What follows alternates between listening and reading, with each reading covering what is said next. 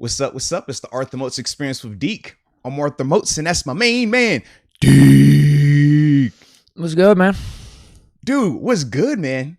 What's good, man? It was a long night. We're early out here on a Saturday. But it was a heck of a day yesterday, man. Got a chance to chill with my homie, my road dog, man. Out there on the course, baby. So, yeah, I'm good. How about you, though, man? How was your day? How was your festivities? Well, my day so far is pretty good. I feel better than yesterday because yesterday after golf, man, you gave me something while we're playing, and I couldn't move when I got home. I was out of commission basically until the start of the Steeler game. Oh, man. And I started to gain everything back. Oh, man. I was really hungry, too. Ate a lot. Yeah.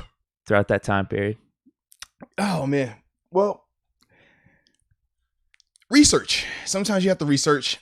Sometimes you have to research the different styles. Actually, it's different styles of research. That's what I'm trying to get to. And you got to go about it different ways. Sometimes you have this way to go about it. Sometimes you got this little magical pill that you can just take it. It'll help you research a lot faster and a lot longer. But sometimes you get lost in the galaxy.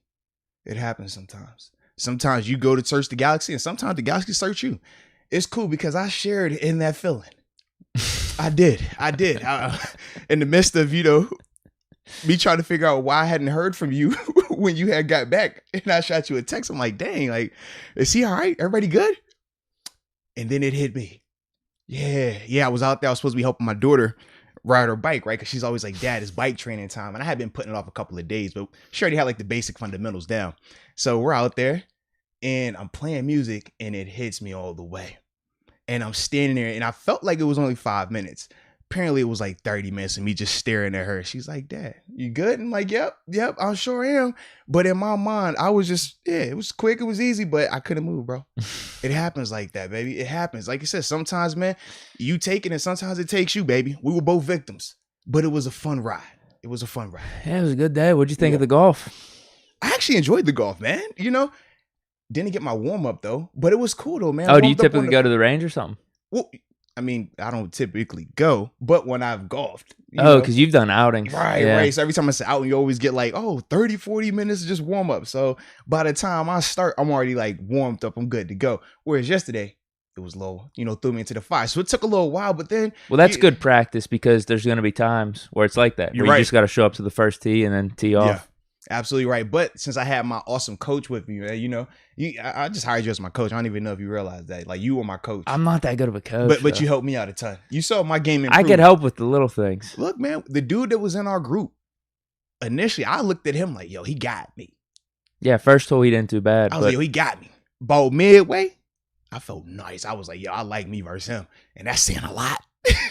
So, yeah, man. It did get down to that point where you would just need to string together a few good shots. That's it, man. I think he could have taken him on a hole or two, man. for sure. It felt good. That's all I was saying, man. He ended up being cool, though. It was one of those scenarios for people, obviously you don't know because you weren't there, but whenever you go golfing, we were twosome, and we got matched with a single. So it turned into a threesome, huh? Yeah, it turned into a threesome. Those aren't the optimal. It's not. I thought everybody loves a three-way. No, man, not when you're golfing.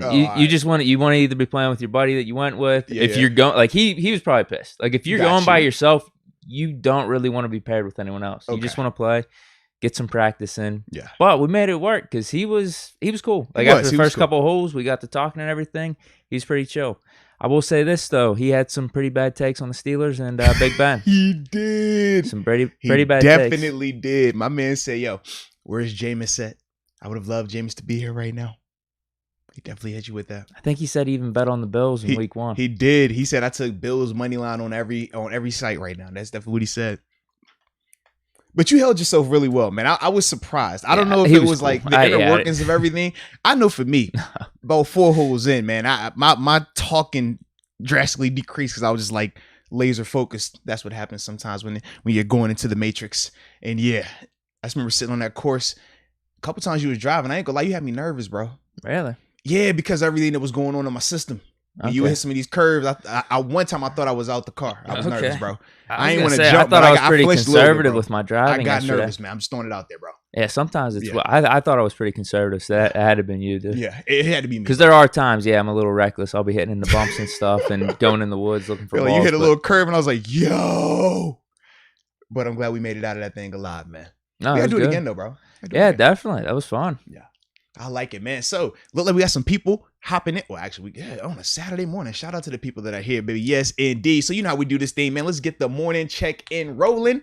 And after that, man, we get the party started, baby. Yes, indeed. Yes, indeed. But before we do that, it looks like we have And It's Done. And It's Done literally just joined the upper room. So, you know we got to do the And It's Done. Welcome to the upper room. Yes, indeed. Yes, indeed, baby.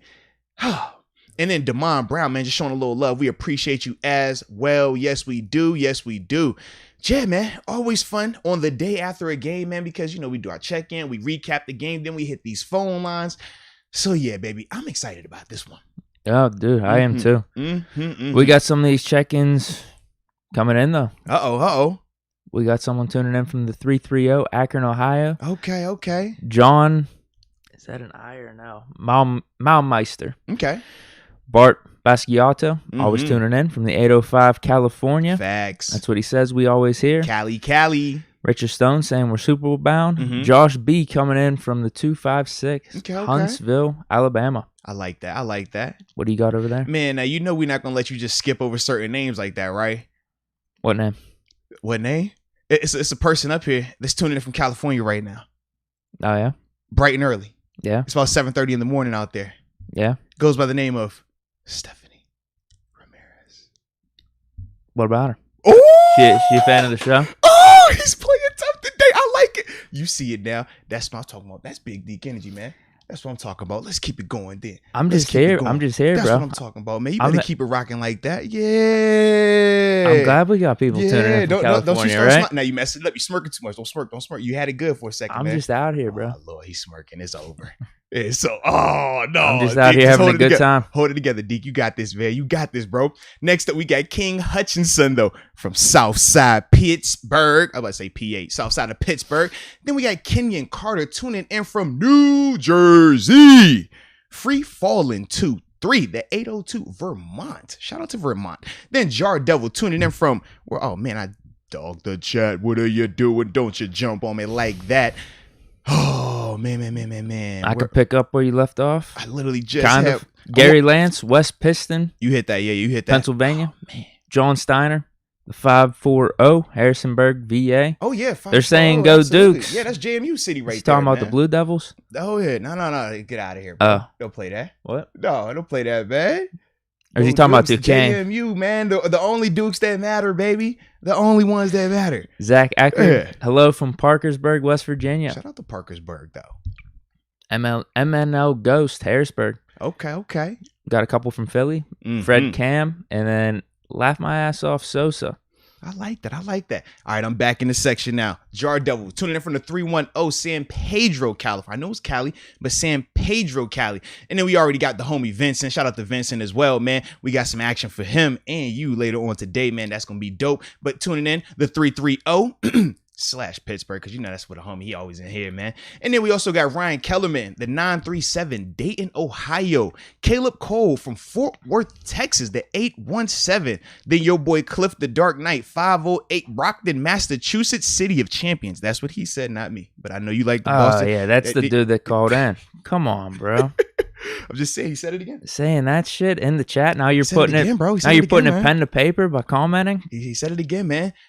Jimmy Dillon, the 770, Atlanta, ATL. Chad Schrader tuning in from Pittsburgh. And then we also have Susanna Pajeka, East Texas, baby, the 903. And Susanna, shout out to Susanna. She was actually one of the people that I chose. I was doing my Tropical Smoothie Thursday, man. I, like to give out a, $5 here or there for the people to get a smoothie the way I like to get my smoothie. And she was actually one of the people, man. So shout out to Susanna for hopping in the chat as well on a Saturday morning. And then was this Billiken Baller, the third Billiken Baller 3, tuning in from St. Louis. All right. You got a couple more. Then after that, we get the super chats and start this festivity.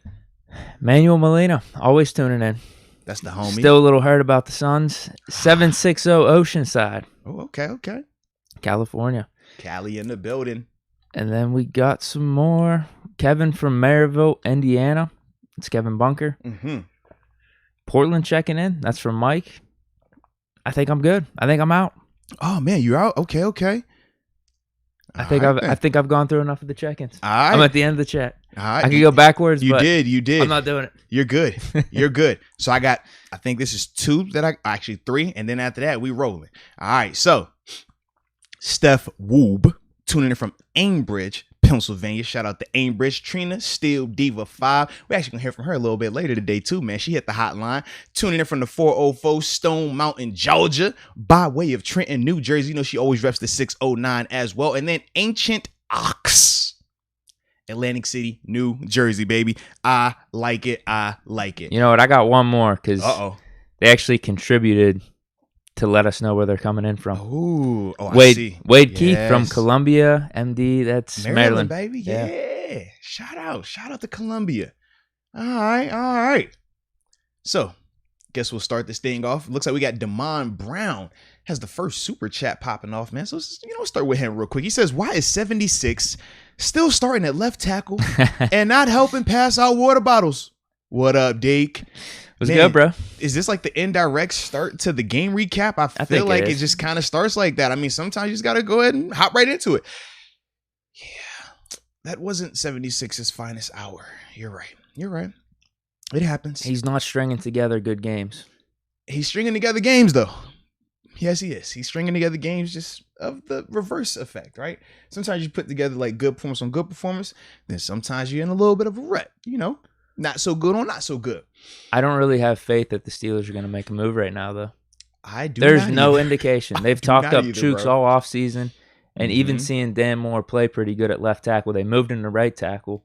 Dude, they were even flipping him. Like, you watching, like, all right, I see you, Dan. All right, okay. But wait, he moved to left tackle? I didn't even know. No. I was talking about him coming in and out, though. He was at right. No. Did he get? I thought he did get some at left. He might have. I thought he in the. Was it the second half? It had to have been the second half. I didn't see that. Because I remember seeing him flip, and I was like, "Oh shoot! All right, nice little move right here." Because at right tackle, he left more to be desired too out there.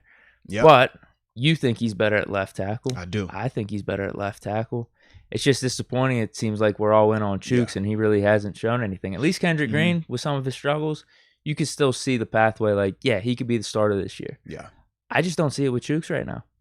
Yeah, Chooks struggled, man. But it was good to see them versus number one defense, right? I mean, now granted, the Panthers don't have an elite defense, but that was their starting unit out there. So for me, I wanted to see how those guys would match up and vice versa, right? We got a chance to see our second defensive unit essentially versus the Panthers starting unit. And yeah, we got a chance to evaluate that also, man. So yeah, to me, man, for Chooks, he I wish there was something else we could do to solidify that a little bit more in the early portion of the season, but I just don't think, barring somebody special getting released, right? And we get a chance to go out there kind of like we did with Joe Hayden, I just don't think we're going to go out there and do anything in these first couple of weeks to change that right now.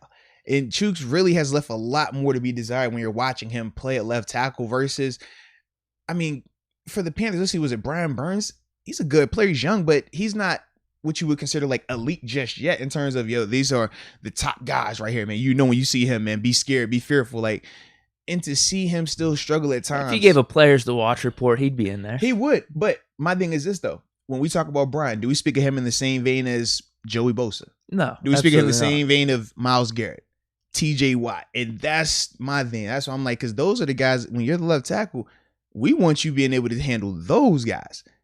Anybody else that might be on a, hey, look out for this guy, you should be able to handle a look out for this guy. But that's my issue right there. It's like, I don't see him winning enough of the matchups he should be winning, or at least making them close enough. It's just disappointing with how it all played out because it looks like we're stuck. The out was competition between him and Dan Moore. But when they moved Dan Moore to right tackle, they're just basically saying competition over. Here's Chooks. He's going to play these next 2 preseason games. Deal with it. It looks like we're going to. It was very. I'm not a fan of it. Man. Very disappointing. That's the one question. That's the one big question mark I have right now. Because, like, I think the line as a whole, the other 4 positions, like I said, it's not going to be perfect. Kendrick Green. I like Trey Turner. Dotson looks like a stud. Right tackle, from what we've seen of Zach Banner at least, looks pretty good. But he hasn't been really playing too much. I mean, literally, the starting My five main thing's unit, the left tackle, though. The starting 5 unit, though. We've only seen 2 series of them. I get it. Yeah. I have at least reason for optimism for the other 4 positions. I don't have any for the left tackle right now. In a sense, yeah, I guess. But part of me is like, Chuke's situation compared to like Banner and Turner is more so because Chooks has been more available as well. So it's like we've had a chance to see more of Chooks show what he can do or what he can't do. Whereas with Banner and Trey, and I mean a large part of this preseason, the lack of plays has kind of helped them as well because we haven't had a chance to see any negative, right? When you talk about the 2 series from Banner, wasn't a lot to see. Wasn't a lot of negative to worry about. Whereas with Chooks, he's played a lot more, so we have a way larger sample size to know. Right, so for me, in terms of that optimism, I'm still 50-50 with that just because I don't feel optimism in the sense of they played so well, we just weren't seeing them in the games, but they were playing a ton of training camp snaps, stuff like that. Like, I still never got that feeling. So, yeah, I'm still a little nervous. Not a little nervous. I'm still very nervous about this O-line, man. I think Ben and Najee will help and having the full arsenal of weapons out there. I hope so. Because we could dictate things a little bit more in terms of play action, run, pass, keeping the defense on their toes when those guys are out there, which should help the line. I hope so. I definitely hope so. But I'm not very optimistic about them right now. They're going to have to show very much, like some legit improvement versus Buffalo, man. And going forward. Like, because I just don't think, like, this is going to be enough to get it done on a consistent enough basis where, number one, the guys that we're talking about depending on, Ben, Najee, where they're still going to be protected enough to be able to do some of these special things, right? We talked about that game, not this one, the Lions one, where even when Ben is throwing these touchdown passes, Ben was still going to get hit on this play. We talked about the spectacular play when he's circling around, getting to Ebron. Like, that's a lot. And that was just in 3 series. I think that's my point, though. Weren't those all on Chooks? Like all exactly. And Chooks is going to be out there. Oh, definitely. That's why I'm most concerned about left tackle, whereas the other 4, I'm kind of optimistic about. Oh, man. I get your uncertainty because they have had that lack of preseason time, but at least I have some optimism for them. I have nothing for Chooks right now. It's bad with this situation because, like, half of me is like, okay, I still like the fact that Chooks is going through these growing pains in the preseason, right? So at least if I'm Matt Canada, I don't have to lie to myself or hype myself up about if a guy can or can't do it. I know, okay, he struggles with this, so this is how we're going to protect him.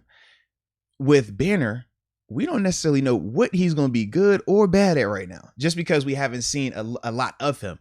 So with that, if you're Matt Canada, that's the part where it's even more of a question. It's just because you don't know what it is, right? With Chooks, you know, okay, in terms of the run blocking, all right, he's going to be able to do this. In terms of the pass blocking, we might need to get him some help. You're going to need some chips, tight end, somebody over there. But while we're focusing our energy over here on Chooks, that right side is still going to be very much unknown early in the season. And that's for me, I'm just like, I don't know how I can have the same level of optimism about them either, just because they haven't done it. They haven't been out there enough. Not even Trey Turner, though. My problem is I've watched Trey. I mean, Trey has good moments, sure, and even in practice has good moments. But at the same time, he's had some not so good moments. Once again, for me, it's like I'm not as high on it right now, man. It can get there, but it's going to take regular season. It's here now, right? Regular season is essentially less than 2 weeks away. Yeah, so. And we don't think a move's right now, man. We don't think a move's going to be made. I don't. Do you? Like, realistically? I don't know who's available. Like, I just don't. Number one, in terms of trying to trade for somebody, it would take, like, we would need to use a player to go with it, just because we said draft pick wise, we don't have a lot of that to essentially move around.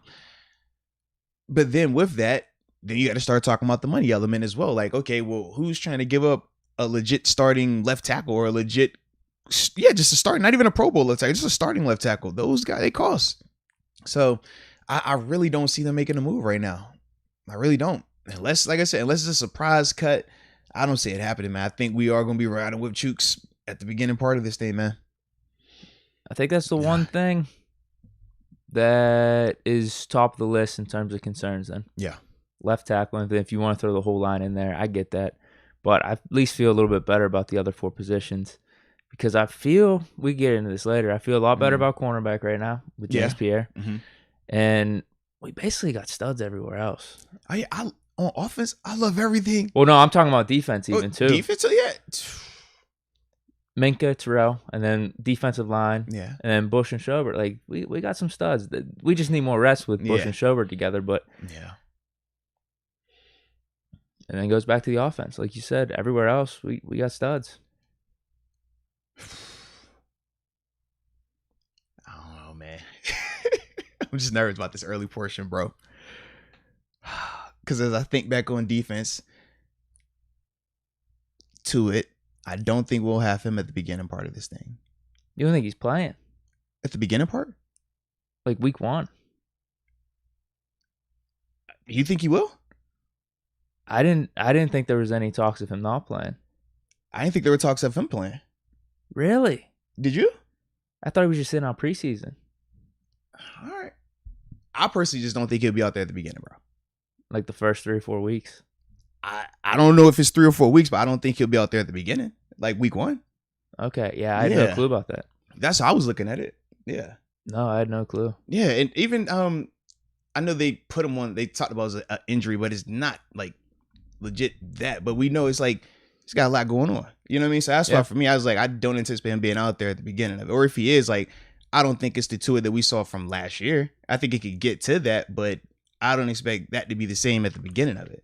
That's why for me, I was like, I just didn't think he's gonna be out there week 1 like that, man. Okay. Yeah, we'll see what happens. I had no clue about that. Which that's why I'm like, for me to feel like, okay, so we know we got Cam.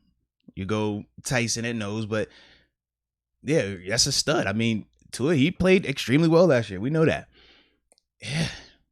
Probably Bugs then. Yeah.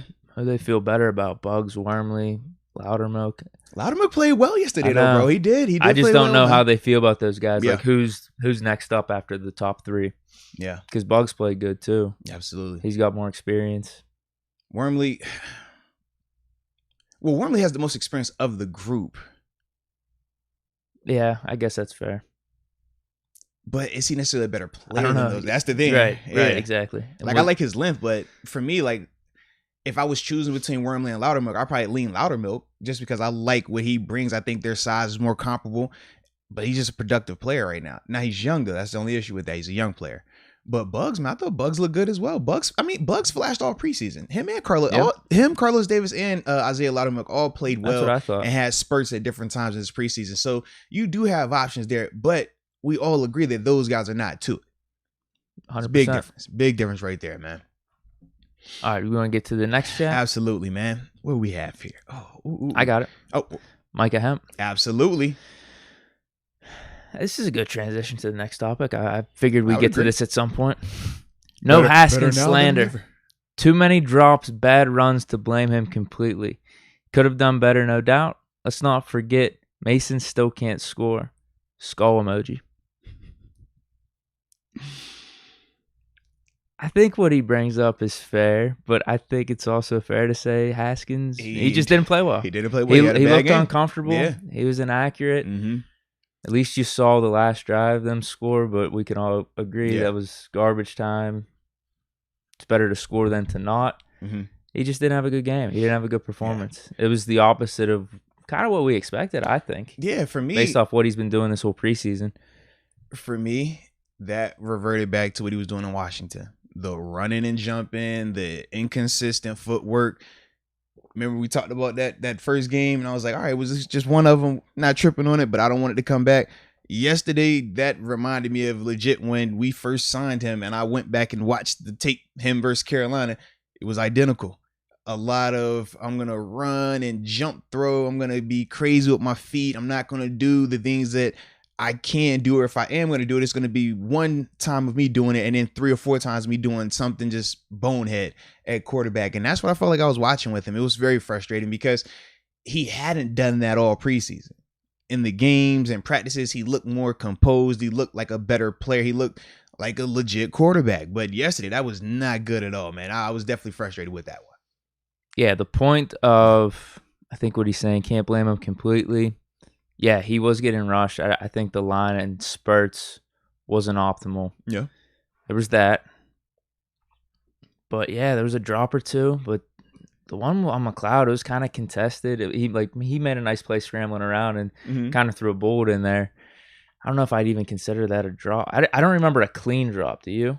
No, for me, I remember contested catches. It was little things like for Ray. Okay, you got to keep the feet in bounds too. Well, yeah, obviously keeping the feet in bounds because that was an easy catch. The one with Ray where it was okay, was it a contested drop or was it a drop? The biggest thing is come back to the ball. Any receiver that knows when you're running a stop, you see a scramble drill, you come back to the quarterback. It makes it easier to throw. It makes it a higher percentage of a completion. If he steps into that, now that DB is having to break actually into his body. So if that DB gets there early, you throw the flag. Otherwise, he's already going to be stepping into an easier catch for him. That was the biggest thing. With Ray, he's another guy we got to talk about his performance as well, man. He was kind of up and down, man. I felt the same way. Like, Haskins Haskins' performance was very disappointing, but as Mike and him said, and as we both are saying right here, the people around him definitely didn't help him either, man. But it was just, it was a bad performance. I'm trying to think on offense outside of Dotson. Who would you say? Offense. Benny Snell had a couple of spurts. Like, he was running hard, but I just didn't feel like it was. I would just say he was okay, though. Yeah, it was just and you can't have cool, okay right now at this stage in the game. Because, yeah, he did have a nice run or two, but there were other times where he just almost looked like Jalen Samuels. Yeah. Ordinary. Yeah. And you can't have who else on offense? I like Claypool on the reverse. The little jet sweep. Come on, baby. I was pissed he was even out there, to be honest with you. I'm like, why the hell is Claypool out here? Especially when he got hit on the reverse. He got chopping his leg. I was like, that could be an easy injury right there. Yes. He was out there for the whole first half. He definitely was, bro. I was pretty pissed. I don't know if it's just because he didn't play last week and all the other starters got to play and they wanted to get him some time before the regular season. At least we know he's good. Coach Tomlin gonna play them young dudes, man. Still, bro, I was not happy with seeing him out there. Man. I think the other thing with Haskins, though, is the offense felt really conservative. A lot of dink and dunk passes, a lot of runs that just weren't working. I think they had to go that approach, though, when they knew it was Panthers starting unit versus our unit. And I mean, you saw in the first couple of plays, they were able to get in the back. They were able to have some pressure. So I think for Matt Canada, he just kind of knew ahead, all right, if this is happening where we can't protect to drop back, we got to resort to what they were doing last year, right? Quick release. You try to run the ball to stay on schedule, but it's a recipe for disaster, as we saw the last half of last season, right? When you have to go one-dimensional, quick hitting stuff, man. So for Haskins, I think he's still on the roster. Yeah. But they should keep Mason QB2, or I think at least they're going to. There was nothing about his performance where you said, now I feel great about getting rid of Mason. Yeah. You can, along with the fact that Dobbs, I don't think there's any way they do it. Along with the fact that, do we know what is going on with Dobbs as well? Because we saw him get injured in the game, and obviously he didn't return. That's the other part. It's if he's hurt, obviously he was hurt enough where he couldn't return. Yeah, you're not going to move him. That's no different than why James Washington, for example, when Claypool got hurt initially, you don't move this guy because now he is hurt. So with that being the case, I think that also plays a factor in this, because with Dobbs, if it was significant enough for him not to come back out there, it's got to be pretty significant. That's my thing, right? And they were probably just going to hand off too. Right. It's not like they were going to do anything crazy. So that's my thing. I'm just I don't like that at all. So that's going to be the one where I'm just trying to see how they handle that. What is that injury? Because I think that does dictate a lot more in terms of the quarterback room too, man. Even thinking this, I thought this a couple days ago. With this weird COVID stuff, what if Ben somehow tests positive for COVID, has to miss a game? As we've seen, he was close last year. Man. Yeah. I could see the Steelers wanting to roll with Mason into a game to just get a win over Haskins at this point after that performance. It goes back to one of those things. Hey, man. He played enough to where you saw tape where you get a little bit more concerned. If it would have stopped after the third preseason game, we'd been it was different, throwing Haskins as QB too. Why not? Absolutely. And that's my thing too. It's not even in the sense of changing on a person or stuff like that, but it's the purpose of football. we always say, whatever you just did, that is your living, breathing resume. It don't matter what you did 2 weeks ago. Antoine Brooks, prime example. Antoine Brooks looked great in minicamp, looked great the first couple weeks of training camp, looked great versus the Cowboys. After that, 3 weeks later, nothing. My man's gone. It don't matter what you've done in the past. So for Haskins, it's like, man, that what you did them first couple of games does not matter. Right now, this is who you are. So yeah, you put yourself in a position where you don't want to be in right now, but that was on you. You had the control of it. Not enough to get cut, in my opinion. No way. Keep him on the roster. QB3, Mason QB2. That's it. So where we at right now, I guess. I think if anything, not to derail this too far, this should be evidence for the fake fans and the Ben haters to appreciate Ben a little bit more. In what sense? Just because people get riled up over different things, whether we sign Haskins or this whole offseason trying to wash Ben away and say, oh, man, he doesn't have it anymore. But whoa. You can't make that statement after 3 series from 7. Huh? You making that statement after 3 series from 7? Well, not even that. I'm just saying the dude threw for 33 touchdowns last year. People are trying to get rid of him. Yeah. This have nothing to do with Ben, man. No, it does. Just because everyone wanted him to leave and they because of how it ended. Huh? Because how the 33 touchdowns was not an accumulation of his ending. That was accumulation of the whole season. We talked about, same with Haskins, right? Those first 3 preseason games, he looked really good. This last one, he did not look good. So with 7, the 33 touchdowns is accumulation. It was the last 4 to 6 games that people was turning on him. That's that man. Come on, baby. Man. Nah, because this kind of stuff's preseason. Yeah. Ben has done it through the regular season, year in and year out. Past though, huh? It's past tense though. I think even last year though, like you want to go beginning portion. You want to go recent sample size. Yeah. I thought he still did enough to show that he still has it, even in his last 2 games. You want to say good, bad, whatever. But all I want to say, I just think people should appreciate Ben more. We shouldn't be like pushing him to the side, because if we didn't have Ben, this is what we're dealing with going into this regular season, whether it's Mason or Haskins. Fair enough, man. That's all. That's all. Fair enough. All right, I'm with it. But yeah, Ben will get his chance now too. That's the other part of it, right? Because for Ben, he's kind of in the same situation, not fully, but like how Banner, right? 2 series look really good, but we don't really know. With Ben, for him, this is where his starts, man. From here all the way until the end of the season. That's where you're going to get a chance to fully go out there and do what he needs to do, baby. So, yeah. Which I expect him to. Shoot, we all need him to. Yeah. Absolutely. All right, we got a ton of chats coming in here. Cow. Which one? I just said something about the Haskins slander. Yeah, you were on Micah Hemp. All right, but let's go UW, man. Just showing a little love. We appreciate you. Yes, we do. Do you have Cliff the Dark Knight? No, I'm at Caleb Cole right now. So wherever that one is. So stay on Caleb Cole. I got 2 in front of you, and it will be good. All right, so Cliff the Dark Knight, first off, we appreciate you as well. He says, look, Deke, Brockton, Massachusetts is known as City of Champs because of Rocky Marciano and the marvelous Marvin Hagler are both from Brockton. Moats knows about these great boxers. Yes, Marvin Hagler is an absolute monster. And yeah, everybody knows Rocky Marciano. Come on, man. You hate Joe Louis. Oh, I'm sorry. But anywho. Oh, so he's not talking about I thought sports team. He's talking about boxing. Technically, that's still sports, but yeah. Okay. At least now we know the context of where he's coming from. That's fair. Enough. All right. So we good on that then. Can we keep calling it City of Champs though?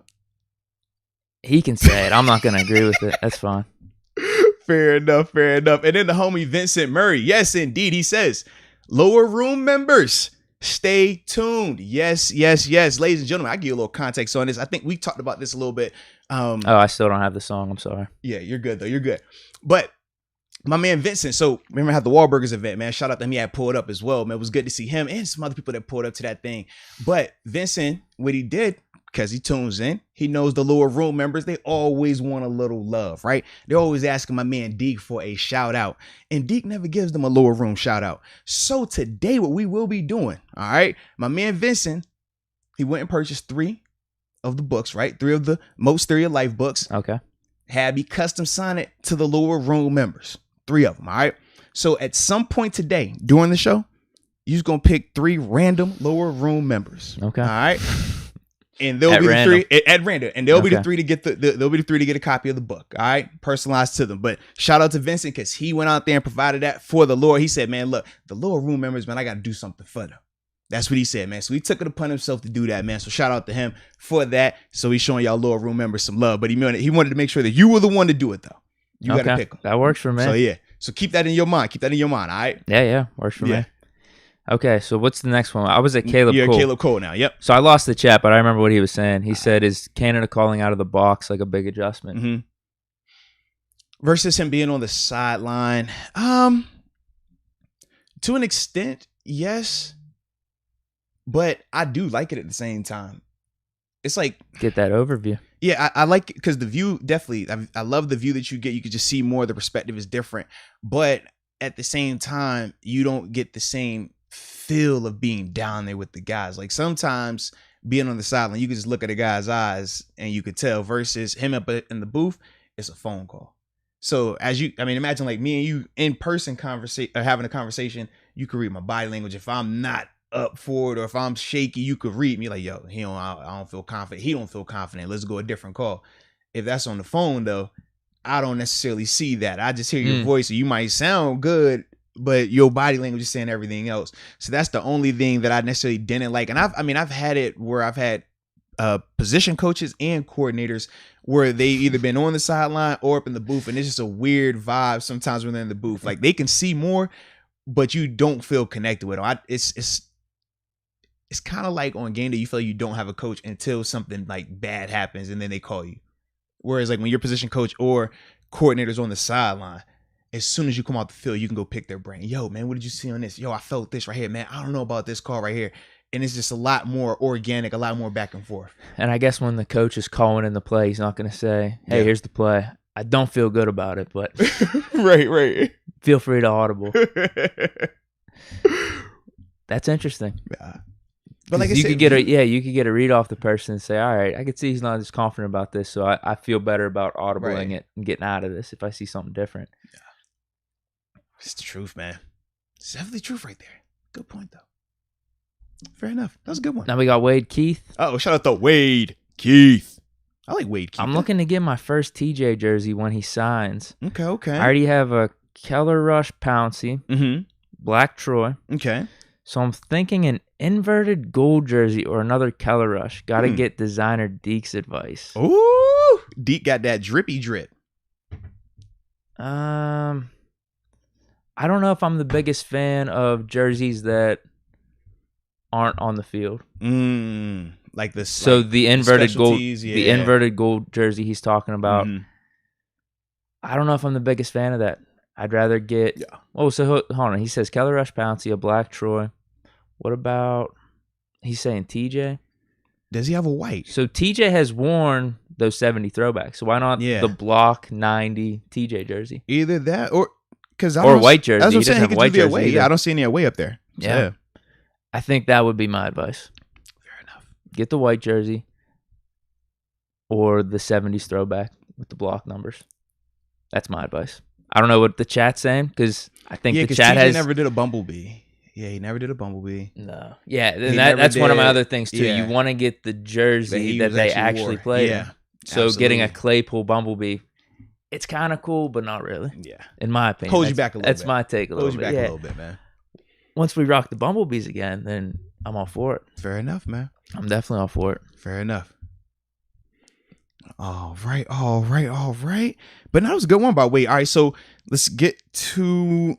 Actually, no, I know what I want to talk about too with this game, but before we get to that, we'll got Joel Hernandez. So we'll get to Joel Hernandez. I think that's the only one I got left. Perfect. All right, you read off Joel, and then I got this next part we'll do. Okay. Joel Hernandez. I'm with Deke. I've seen the Steelers in 2019 without Ben. We ranked 26 in points. Ranked 12th last year and won 4 more games. That's all I'm saying. Like, if we didn't have Ben, we'd be 2019 all over again. I just wish some Steeler fans would appreciate him more. Maybe give him some more respect. That's all. All right. All righty then. I like it. But you know who else has been getting respect, man? Who hasn't been getting respect? No, who has been getting respect? Oh, yeah. Let me know. Manscaped. They get great respect. You know why they get great respect? Why's that? Because they're always perfect with the balls. You know that? They keep the ball smooth and flying the way they're supposed to fly, man. All right. And just like that quarterback you were speaking of, who is very surgical with that rocket of an arm, and he can make that thing go where it needs to go. He understands the importance of this manscape action as well, because they are the leaders in below the waistline grooming. And we know that below the waistline grooming is very, very, very important, Deke. No pun intended there. So with that being said, though, can we talk about that performance package, the 4.0? I think so. Can we got a little time? This is how they gained respect, right? This is actually coming up with this type of innovation. I mean, technology, right? Lawnmower 4.0 used to have a light, right? Remember, that was the thing. Like, oh, can the light turn on and off, though? They improved it. The 4.0, the light goes on and off. How can you beat that? But then you also got, that crop, because everybody got a crop, right? Especially us, man. We got to have a little crop action. You got crop reviver, crop refresher. Keep it smelling ooey gooey, nice and sweet for all occasions. And you can't forget that travel bag. But more importantly, what you cannot forget is the promo code, which is Moats. MOATS. 20% off of your of your shipping, not even of your shipping. You get free shipping. 20% off of your purchase, though, which is more important because you got to make sure you purchase these items so you can get the free shipping. So make sure you do that. But use that promo code. And after that, man, your delicate twins and friends will be thanking you. Shout out to the good people over at Manscaped. Alrighty. Now, let's get back to the section. Respect all around. Absolutely, man. Absolutely. Everyone's getting respect. Gotta give them respect, baby. All right, so what, are we out on the chats then? We're done with, Joe Orlando's was the last one. So is there a topic or a thought? So this is what we're going to do real quick, though. So we're going to have you pick one name real quick from the lower room. Oh, damn. Then after that, we'll continue on with this discussion about the game. Got a couple names we're going to bring up, man, just evaluating their performances. Okay. Yep, so whoever you want to pick, I know they're going to be throwing a name at you. Don't feel pressure, okay? Don't feel pressure. We got Eddie Van Trollen. Oh, all right. Let me get my man name real quick. Eddie Van Trollen. All right. So Eddie Van Trollen. This is what I'm gonna need you to do, baby. This is what I'm gonna need you to do, Eddie Van Trollen, because Deke has officially picked you as one of the winners. All right. So shout out to you for that. But what you're gonna need to do is just simply send a email to Moats' Winners. All right. moatswinners@gmail.com. All right. Send that stuff in there. Just basically full name, shipping address, and stuff like that. I will send you something to confirm that it is really you, though. So make sure you are paying attention to that. All right. Because, we're going to have some people try to hop in there. Oh, yeah, it's really me. It's really me. Don't worry. We got some, 2-step, 3-step verification process. So it's going to be a little bit of fun here. But yes, baby, that is it, Eddie. So you are the first one. Shout out to you, Eddie Van Trollen. All righty. So next thing I want to do, talking about this game, give you a couple names. We're just going to talk about their performances, man. Okay. Do we think they hurt themselves, helped themselves? Where do we see this thing going in terms of them making this roster? First name, Matthew Sexton. Off the team. Yeah. Can't do that. That was the one thing. His special teams performance was the one thing we were looking at and saying, hey, he might be able to make the roster because of that. And then to fumble, you're off the team. Yeah. It's unfortunate. Times. Ball security was an issue, may man. Still sneak in on practice squad because there are 16 players. That's a lot. He might be able to sneak in, but I don't think he's on the 53. There's no shot now. Yeah, ball security was a major issue for him yesterday, and it was frustrating as well. I mean, this is a guy that coming off of last week, people were asking like, "Hey, man, could he unseat Ray McLeod as the return man?" He had that nice return. Was that against the Lions? He had a couple good returns, right? Yep. And that was the conversation. But once again, you're only as good as your last game. And for Matthew, I mean, the ball security was a major issue. You can't have that on your tape if you're Matthew Sexton. I mean, when you think about just making this roster as a punt returner, you know who Ray McLeod is. He's proven that he's the most sure-handed returner, explosive. We know that he's going to give you the most consistency back there. You have Deontay, who is an all-pro return man, but he already has ball security issues. When you throw in Matthew Sexton, he's not better than either one of those guys as a return man, yet he still has ball security issues like Deontay, which is what got Deontay up out of there. For Matthew, man, that's just a hard situation to be in right there. And yeah, I don't think he did himself any favors to make this team, man. No, because on offense, then you have a catcher too. but that's not enough. Yeah. It wasn't like something down the sidelines right. where he took to the house. All he did was make a contested catch. Yeah. Yeah, he's off the team.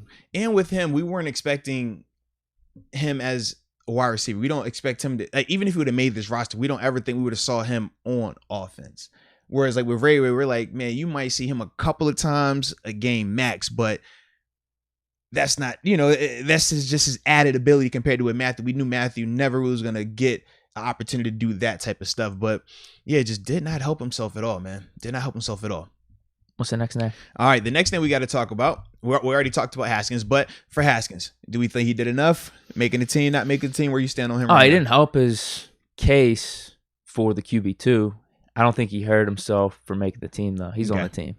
Okay. I think we'd be stupid to cut him. Okay. I really do.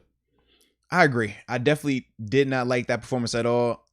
I mean, it was bad, bro. It was bad. Like, I hate to say it, but it was bad, bro. It was just not good enough, man. Yeah, but I don't think that he played himself off of the team. He didn't go that route.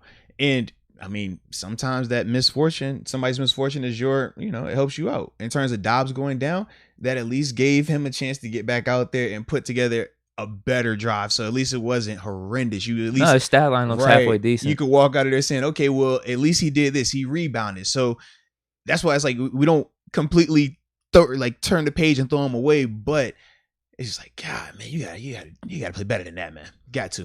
All right. Yeah, to just throw away his past preseason performances and what he's been doing in training camp over that game. Mm-hmm. I don't think there's any way the Steelers do that. Yeah. What if Dobbs wasn't injured? That's what I'm saying. If Dobbs wasn't injured, I think Dobbs is off the team still. I don't think he did enough. Well, yeah, I wouldn't say in the sense of it would have made it where Haskins would be off the team, but I don't think that last little bit where at least we're kind of like, well, at least he did this. We wouldn't even be able to say that. Like, that changed my feelings a little bit for him last night. Oh, really? Like, if he never came back in, man, when he left and I saw Dobbs, I was like, yo, like, that was funky. That was just, like, barf. But then when he at least came back, I'm like, okay, I understand. All right, that gives me a little bit of, I feel a little bit better about you right now. But I think it's my expectation was so high for him coming into this game. Like, you had Claypool out there. You had James Washington. Yeah, Washington out there. Wasn't Frymouth out there for a little bit? I saw him out there. Because I was thinking about, like, target-wise. Did James Washington maybe get one target? Maybe. I think maybe one target. Yeah, Benny Snell. Claypool got one or two. Yeah, for me, I just expected a lot more from him in that game, man. I thought that he would show up and really rise to the occasion, but it fell flat. Yeah. It fell flat, man. I just didn't think there was anything really Dobbs was going to do. Yeah. Unless he had the best 2 quarters of his life where he throws for 300 yards and 3 touchdowns. Yeah. I just didn't think there was anything Dobbs was going to do. He did that a couple of years ago. He did do that. He did have the game of his life. He balled out. I still would stick with Haskins, though, for upside purposes. That's what I mean. I think Haskins just solidified himself at QB3. Mm-hmm. And then Dobbs' performance wasn't good enough. I think he's off the team. I don't know what that means for practice squad or not, though. Well, yeah. Squad Cheesy. He says that Haskins' performance fell flatter than a pancake. Yes, I do second that emotion right there. I do. All right. Next name, Chooks. We talked about him earlier today. Obviously, his performance was not what we thought it was. Now, we're not considering releasing him, but in the sense of, do we think he's going to be still starting week 1? Yeah. I think we both kind of, agree with that. Right, wrong, or indifferent, for better or worse. Maybe the leash is shorter. Yeah. Even though it should have been short already, I thought. We both thought it should have been shorter, man. But that's kind of how I feel about Chooks right now. I mean, it's frustrating. It's very frustrating because the same questions that we had about him when they first moved him over there and they first tried to talk about him as, we think he'll be a better left tackle than right tackle. We think he transitions more naturally there. It just, the same stuff is still there. Sustaining against the bull rush, handling speed rushers. I mean, just being a consistent player, being a physical player, having a little nastiness about you. We're still not seeing that. It's just like, it's almost like he hasn't taken any real growth. Whereas like when we see Dan Moore, we can legit look at the growth that he's taken. I just don't get it, man. And he's got that attitude and mentality. Absolutely. That's a part of the growth as well, because that wasn't there initially. That could be a nice tandem. Yeah, man. Mario Wade says he's taking Groot over Chooks right now. I am Groot. I am Groot. Oh, man. All right, next thing. I mean, the grown-up Groot would be pretty legit. Grown-up Groot is bad, bro. I like grown-up Groot. Baby Groot, that'd be tough. he gets squashed on. But he's so cute, though. He might be able to trip up the guy. He's cute, man. He's like, I am Groot. It's like, hey, little baby Groot. Hey, you. Yeah, dude, grown-up Groot could destroy a person. They just put like the roots over their arms or something and just lock them in. Would that be holding, though? Ooh, I don't know. That might be considered holding, bro. That might be considered holding. That's a good call. I'm asking for the flag if he throws my wrist like that. Yeah. I'm definitely getting up. I might not have an arm, but I'm be telling somebody to throw the flag. He might not fit into the NFL then as a blocker. Just throwing it out there, man. That's a good call. Yeah.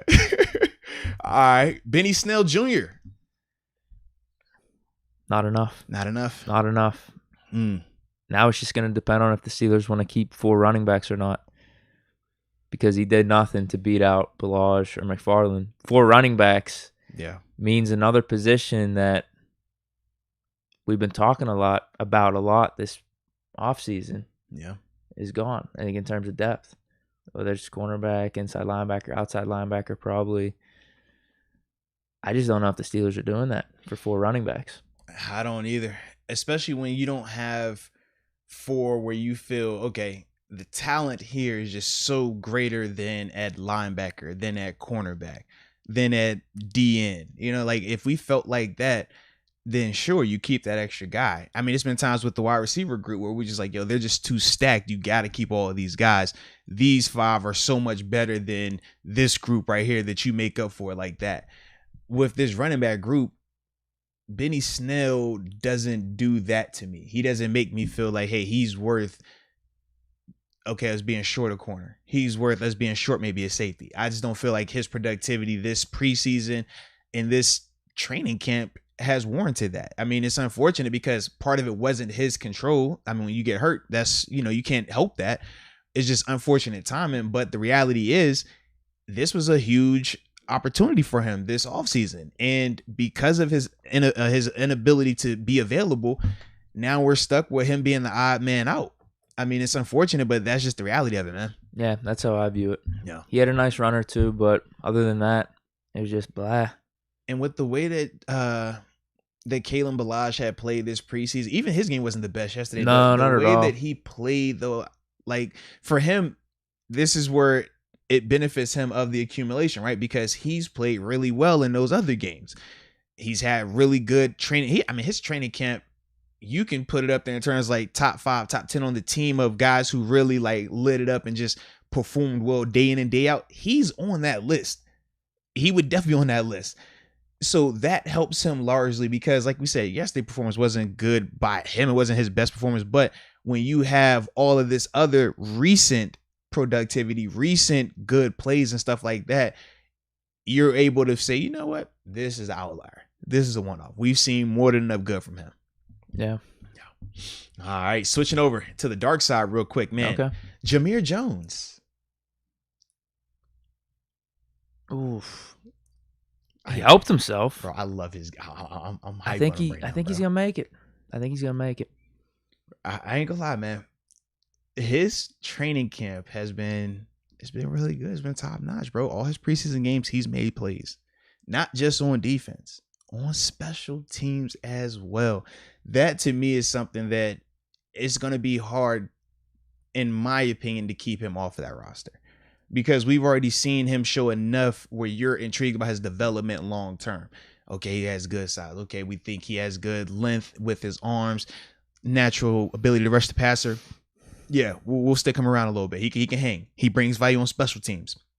For me, man, I think that he definitely helps himself secure a spot on the roster, man. I like him a lot, man. I'm trying to look for his stats. I know throughout he had preseason. 1.5 sacks going into the preseason. Okay, here it is. 4th game. 13 tackles, 2.5 sacks, 9 quarterback hits. You saw him even last night. He was getting after the quarterback, man. Most in the NFL by 3 this preseason. Yeah. I think that's the 9 quarterback hits. Mm-hmm. So he's 3 above anyone else. Yeah. And for me, he's performed. And I know a year ago, 2 years ago with Tazar Skipper. I know he had that like crazy. He was the preseason darling. To me though, I just think Jameer is more athletic than Tazar. Like I like Tazar's game. I thought Tazar was very productive in the preseason, but I just think with Jameer, I don't know. I think he's a little bit more athletic out there on the outside. And like I said, what he brings on special teams, that's a huge help. That's a huge boost because your special teams guys are guys like this, man. They show a little intrigue on offense or defense, but they have to make tackles. And Jameer made tackles in preseason. That's what he did. He made tackles. So it's not the speculation of, I think this guy can do it. No. We've seen this guy do it. He went out there and did that. And for me, I just think that he's done enough. I would be surprised if he wasn't that guy to make it, man. Yeah, I'm with you. Yeah. Next up, we got to talk about your arch nemesis / BFF, Cassius Marsh. Yeah, he's gone, bro. He's gone. Oh, no, not Cassius. Say it ain't so. Not Cassius. It looked like he does what he normally does, and that is just be out there. Be honest with you. It doesn't even look like a play is being attempted to be made. I just love how sincere you were when you said that, too. You was like, it's like, he's just out there. Like, he's just out there. I'm like, dang, Deke, like, you really felt that. And I feel bad because That's every time I watch him, though. Man. That's every time I watch him. Maybe he has a nice little rush once in a while. There's normally never any impact from it, though. So he's gone. Yeah. He should be. I don't know. They've been promoting him a lot this offseason in their pictures and stuff. Even on the broadcast. Well, depending on which broadcast, because the NFL Network broadcast apparently. No, I saw the Pittsburgh one. Okay, yeah, they showed his card one. shop Yeah, off. Okay. Yeah, so it was like I was like, yo, they really are trying to talk about him as well. I mean, he's intriguing as a whole person, right? When you hear about that type of stuff, the passion with it, that's cool. I like the business concept. I'm not taking shots at him as a person at all, but to help the Steelers, I just don't think he's going to do that at all. Yeah, play-wise, I thought the same last night. I thought he was inconsistent. I thought he would flash every once in a while with maybe a good edge set here, a nice little play here where he got in on something, but then you would see a lot more of the normal, you know, where he's struggling a little bit to set that edge. He's struggling a little bit with this physicality. So with that, man, with Cassius, it's because of how well Jameer has played.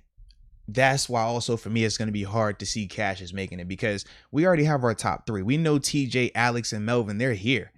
So you're hoping for 4, at best 5, but I think it'll be 4 with the practice squad guy on 5.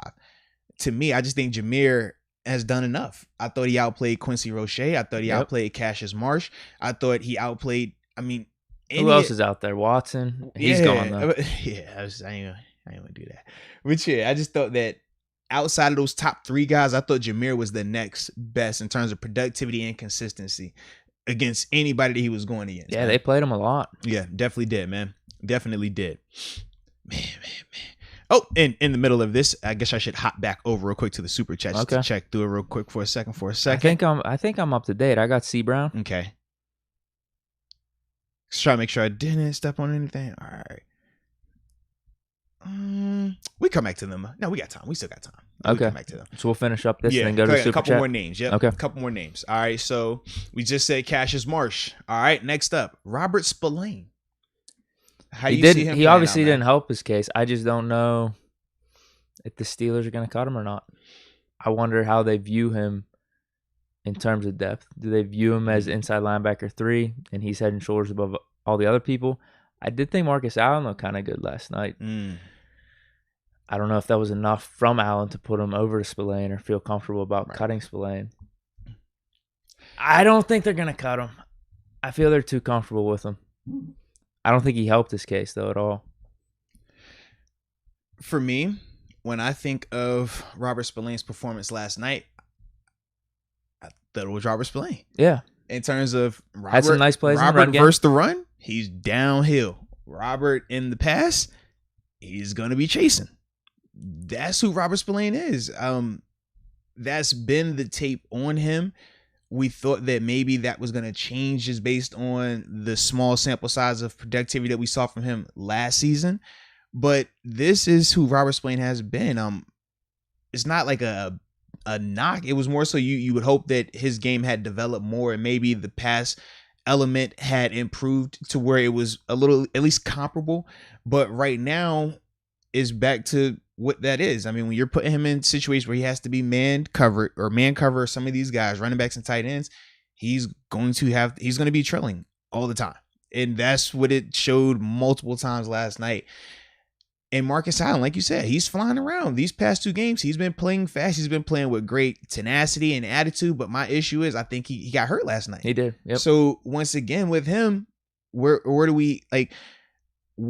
Obviously, we won't know this until.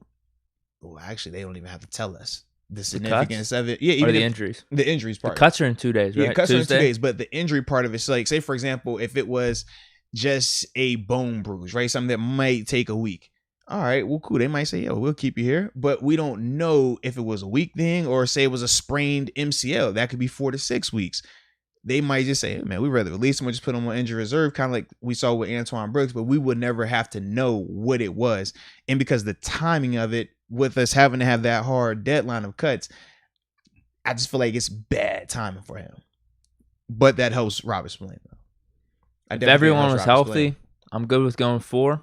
And I'm good with going Buddy Johnson, Marcus Allen. Well, Buddy Johnson, does it matter if he's on the 53 or practice squad really at this point? I do. I think it does. Outside of just like his monetary? I still think it does. I mean, for Buddy, sure, you always just want to be on the NFL team in some like way, shape, or form.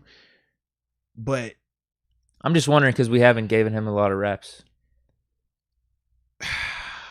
Not a lot of reps in terms of like the defensive portion of it, but I think that he's shown more than enough in practice and more importantly on special teams that he should be on the active. Okay. So we'll go Gilbert, Bush, Marcus Allen, Buddy Johnson. That's what I'm good with.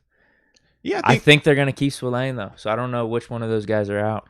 To me, the only way I see the Spillane thing working is if Marcus injury might be a little bit more significant, where he not even like season long, but just gonna miss more time than they're willing to stomach going out there with Buddy Johnson being the only healthy third guy right now. Like that to me, I think plays a really significant role in that decision of who you go with between those two. Because if Marcus is going to be healthy week 1 and you're not worried about that, well, yeah, you probably feel a little bit more confident going with maybe him and Buddy. I don't know though. Because it still is preseason. You think they keep 5? I could see that scenario. I could. I would almost like it though if they did this. If they were going to do the 5, like you go Devin, you go Gilbert, obviously, then give me Buddy and Spillane on active. Go Marcus Allen on practice squad. You could do that because he's still going to be developing. He's still catching up at linebacker. I like how he's playing fast. I like how he's more consistent right now, but he's still very young at inside linebacker. He doesn't. You could do that too if he's injured. Right? Yeah, you could. Yeah, if he's just not even going to be available. You don't have to put him on injury reserve. And just hey, we're gonna have you on practice squad these first couple of games till you get healthy. After that, we'll sign you, put you on the active. You can. I think you can go that route as well. But like to me, I think Buddy, he gives you productivity on special teams, so he needs to be on this active. Spillane, he just gives you more proven experience. We know what he's limited in, and if I'm Keith Butler, if I'm Mike Tomlin, I'm just gonna simply say, okay, if it's a scenario where you have to be out there, because we don't anticipate him having to be out there week 1. It should be Devin and Joe the whole snap, like the whole game, right? But if one of those guys were to go down, if we were going to need to make a sub, because say, for example, Joe is struggling with the calls, right? He gets into the third quarter versus Buffalo. They're going to hurry up offense and his head's spinning. He doesn't know what call is what. He's just having a bad moment. Okay, they might go give him a series off. Let Spillane get out there to just calm it down for a second. You could get away with that, but you would just need to know that, okay, we're going to need to do a lot more zone concept while Spillane is in here. So he has eyes on quarterback and can just read and break versus the man matchup stuff that we like to do where he's going to be put in some compromising positions. Like I can see it playing out like that. Fair. Yeah. Yeah, I just don't see them cutting Spillane right now. Yeah. Either way, we think they could retain 5, whether it's one of them on the practice squad or not. Like those 5, Gilbert, probably gone. Very true. Very true. So sticking with those LBs that we were just talking about, Buddy Johnson. Yeah. He'll be on. I think he will as well, man. That was my question, just whether it's practice squad or 53. But if you think he's done enough to be on the 53 and it'd be worthwhile enough for both Buddy and the Steelers, then he'll be fine. I definitely think he has, though, man. I definitely think he has. All right. Oh, and the other name, Marcus Allen. Where do we fall with him? Hey, I was impressed. For me, if he's healthy enough, I think he makes it. If the injury is significant, because remember, I don't think he returned. He didn't return from that injury. So if it's something that he had a huge wrap on his leg. No, and that's my thing. I'm just like, if it's something that's going to be a couple of weeks, that could hurt him a lot in terms of him trying to make this team or not. 53. You think he's still around though? He's not just flat out right cut. I don't, but if it's something that's going to be 5-6 weeks, that's still a spot on practice squad where you're not going to have a guy out there practicing for 5 to 6 weeks. Okay. Like, that's the only thing. So, you can have him up there.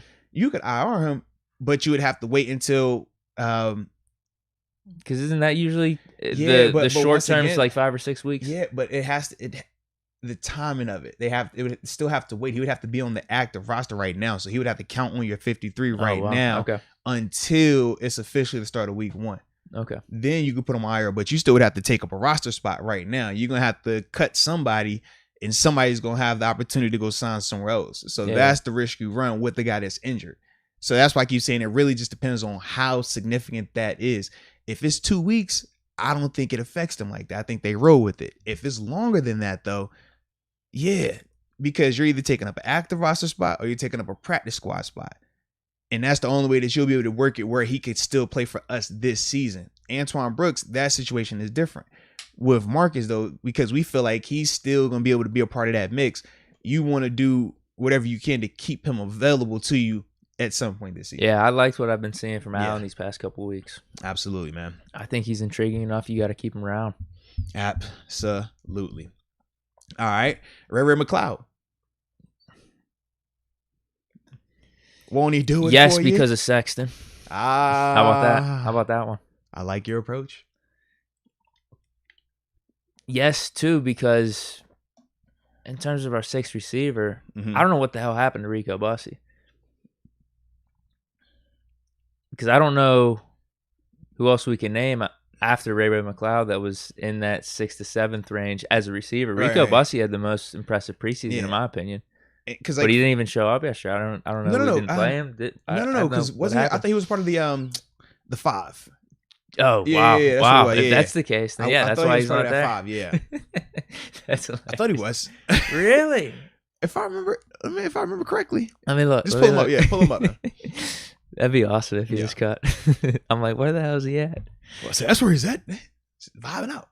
Posted up on the block. Okay, it's not saying he's on the Steelers. Yeah.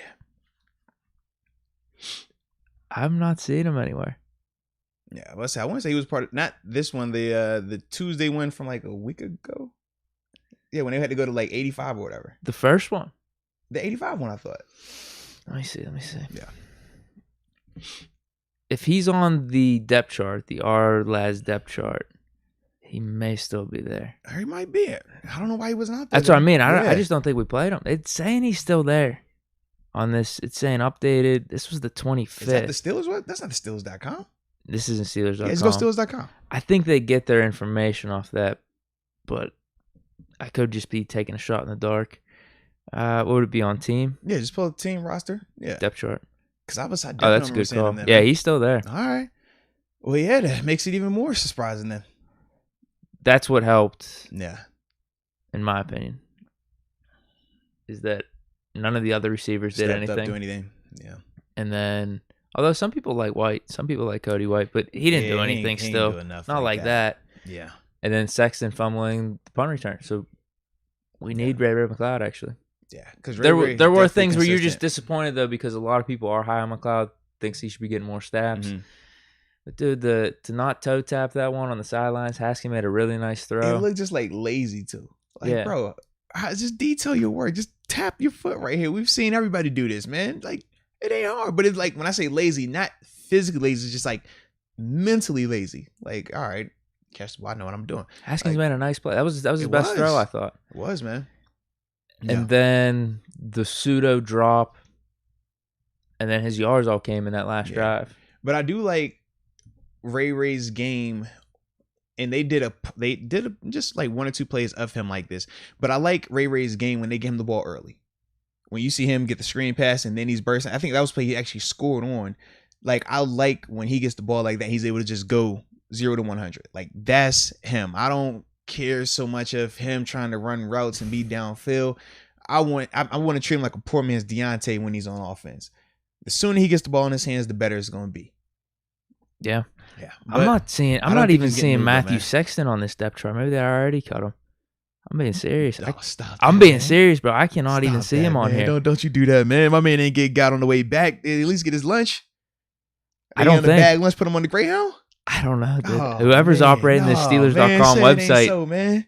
Say it ain't so. I think they made the call, actually. Say it ain't so. Oh, he said, I've seen enough. That second punt, you bobbled it, you got to go. That's what I think, dude. I'm not seeing him on the Steelers.com depth chart. All right. If someone could tell me I'm wrong in the chat, go for it. But I do not see him. I looked on special teams. I looked at the receiver position. He is not there. All right, so he's already gone, dude. So I'm going to give you dealer's choice real quick, all right? Dealer's choice. I got 4 names remaining. Okay. So we can go 4 names right now, then super chat, then phone lines. Yeah. Okay. Or we can go take a pause from this, go super chats real quick, and then we can come back to these 4 names after that, and then phone lines. Your call. I'm liking the names. You liking the names? Yeah. All right, we'll keep it going then. You know, when I was researching / prepping for the show, I thought this was going to be a cool concept. I like it. Yeah. I thought it was going to be a cool concept. Yeah, I was like, I think it'd be like organic, you know? And I feel like the chat is liking it. I do see a good amount of super chat. Look, we even got some new people joining the super chats. Like, I was a little surprised by one of these names just popped up here. But, you know. No, this is perfect. So we vibing and let's keep it going, man. Let's keep it going. And shout out to everybody that's rocking with us too, man. Y'all know we love y'all, man. We got major love. All right. Get back to my list here. All right. Derek Watt. I think just because he played, he's fine. Okay. I didn't see Trey Edmonds out there. Yeah. Obviously, Haskins made that pass to him. It was a little inaccurate. Would you have liked to see a better play on the ball?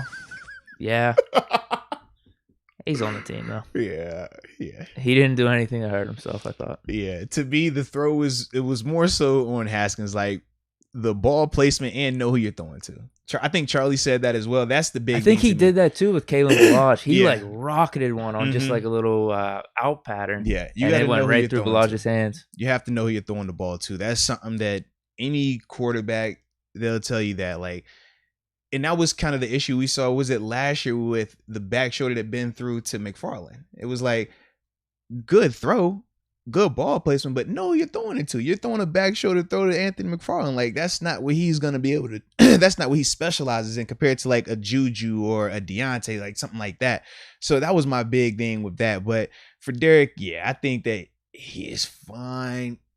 Even if I do like Trey a little bit more, I feel like Derek is going to be fine though.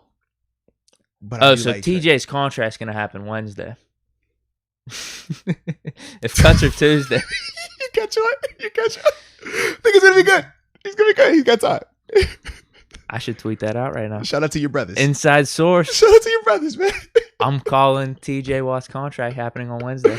Or you know what? Wait a couple of days just because they changed their mind. You know how sometimes we'll give like the first 53 and then like 2 days later we'll cut another person, move another little. Give it a couple of days. So you think it's gonna be Thursday? Friday? They're gonna have to push it back just to make sure they can't change their mind, bro. Yeah, that's how it's gonna be, bro. I was wondering how fast they were gonna do this. I was wondering if it was gonna be on Monday.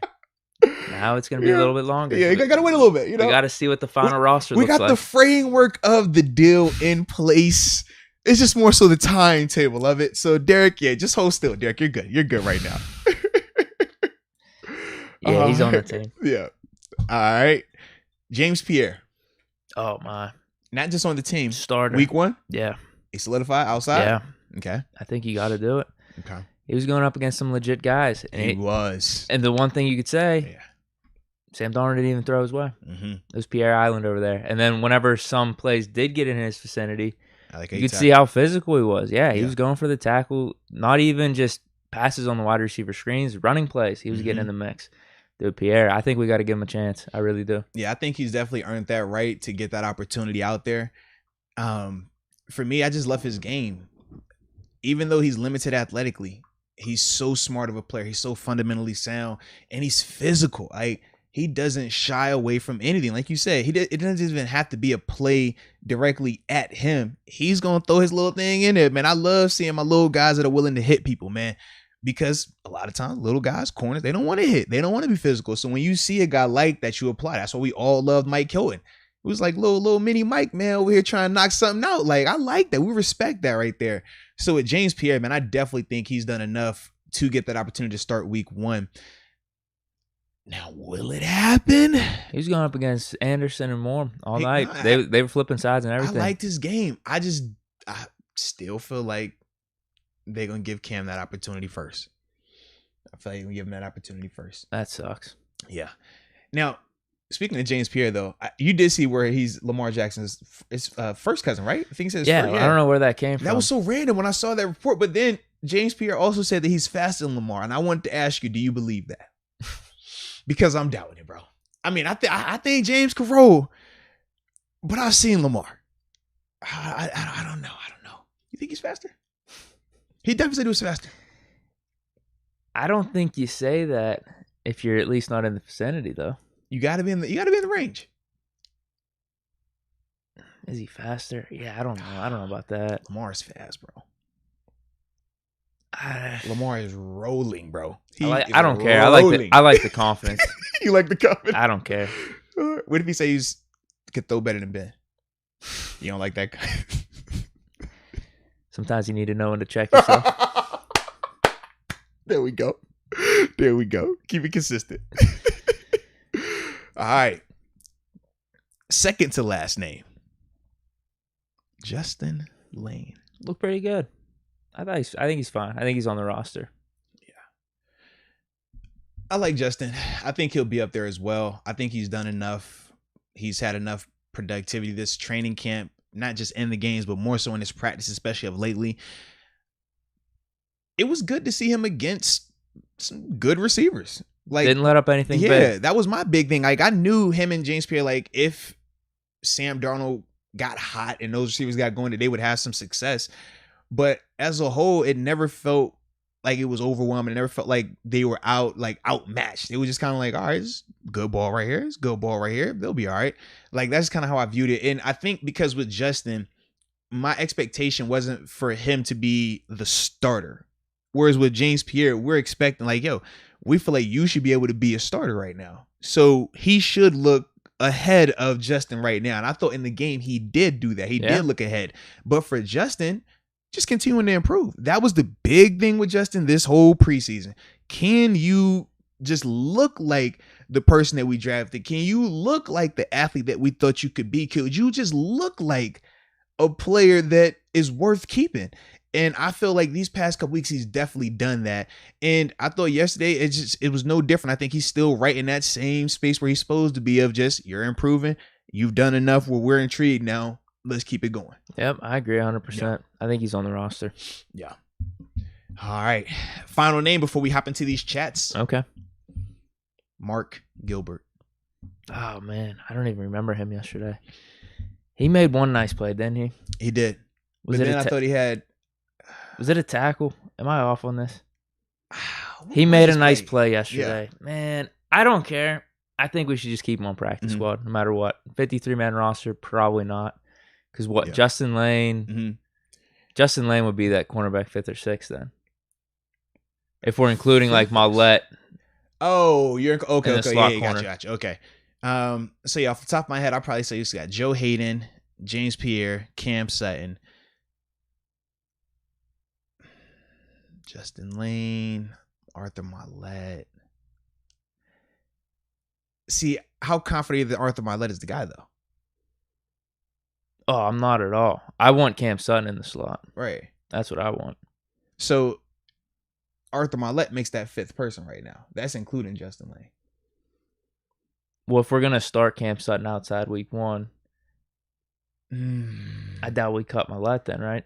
But see, just because Cam Sutton is starting outside, I still think they move him into the slot on possession downs, though.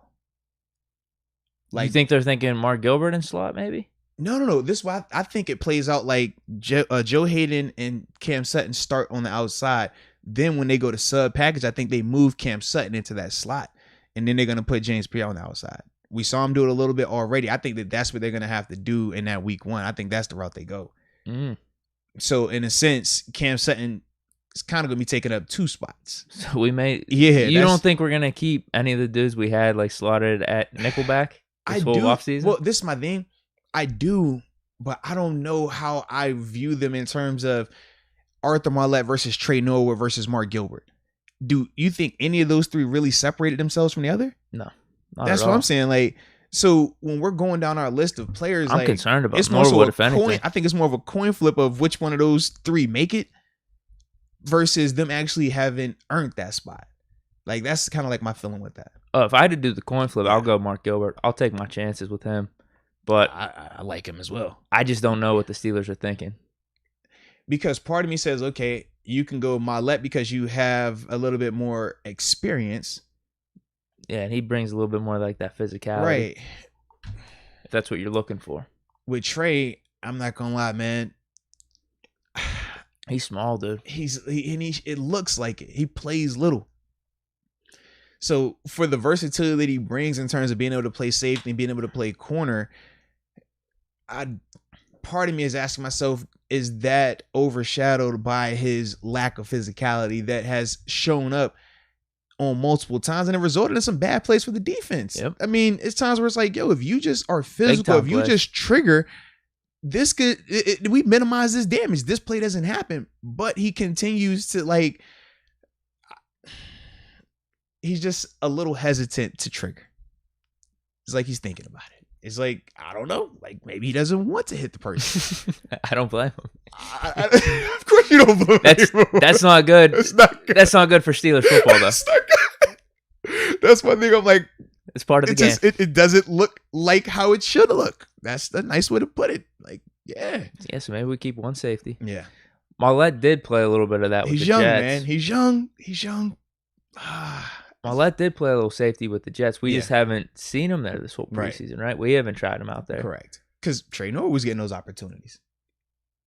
I'm good with that, actually. Just keep Marlette, cut Trey Norwood. Keep Marlette and Mark Gilbert. How about that? But then the issue you run if you cut Trey Norwood, what is your safety depth looking like? It's Killebrew and then I guess Marlette, emergency situation. He did that with the Jets. Yeah.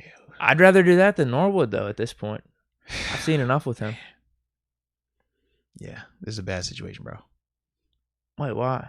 In terms of depth, I mean, this isn't going to matter. No. I'm talking about the depth. I just don't like the depth. I don't like the depth situation. That's what I'm saying. Like, I'm having to pick between guys that we're saying this right here, like, flip a coin. Like, I don't like that. I don't want to pick between guys you got to flip a coin about. And if I am, I'm picking Mark Gilbert. I've seen enough that he's got potential, in my opinion. I don't know what happened on the one big play that he let up last week, the slant. But I think he's been pretty solid. Yeah. You know what, though? Killebrew, he's made a couple of plays at safety. We know initially that they wanted him at linebacker. So, I mean, you got a little versatility there. You say you got Gilbert. Keep Marcus Allen. There's versatility, too. Yeah. But once again, with Allen, it's more so the injury part, right? We got some pieces, though. We'll be all right with that. We'll be all right. But yeah, those are some good names, though. I like those names. That's a secret reason to keep Marcus Allen, though. It is. His ability to play safety. It is. But is that compromised now with the added weight? Because remember, he bulked up. That was a big thing that helped him out at linebacker now. Yeah, he still looked pretty good, though, I thought. He still was flying around enough. Yeah, flying around as a linebacker is different than flying around as a safety, though, man. Like with that added, if he's our third or fourth safety, it's not the end of the world for me. Wait, if he got to come in, that's what I mean. If he's starting at safety anyway, he's gonna be bad. Yeah. If we're keeping between Marcus Allen and Trey Norwood, I'm going Marcus Allen at safety any day right now, with the added weight. Now, so John Doe though brings up a good point. He says Trey Norwood is always around the ball.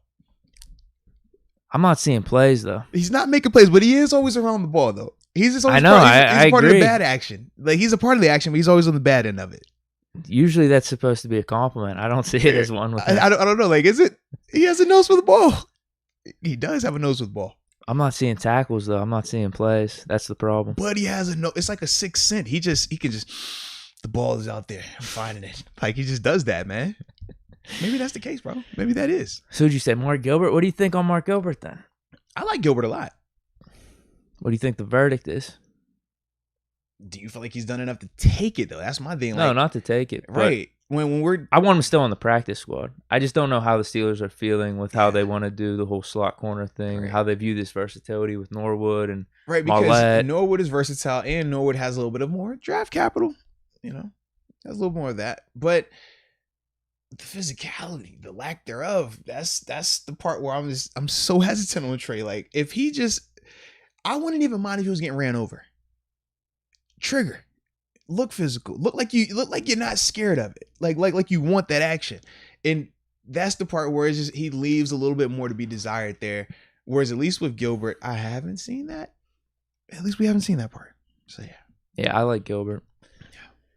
Well, that's it for our it is, man. Make the team or not make the team. It is. That was a little fun little vibe right there though, man. I guess in a couple of days we'll be reacting to some of those guys that did or did not make that team. Yeah.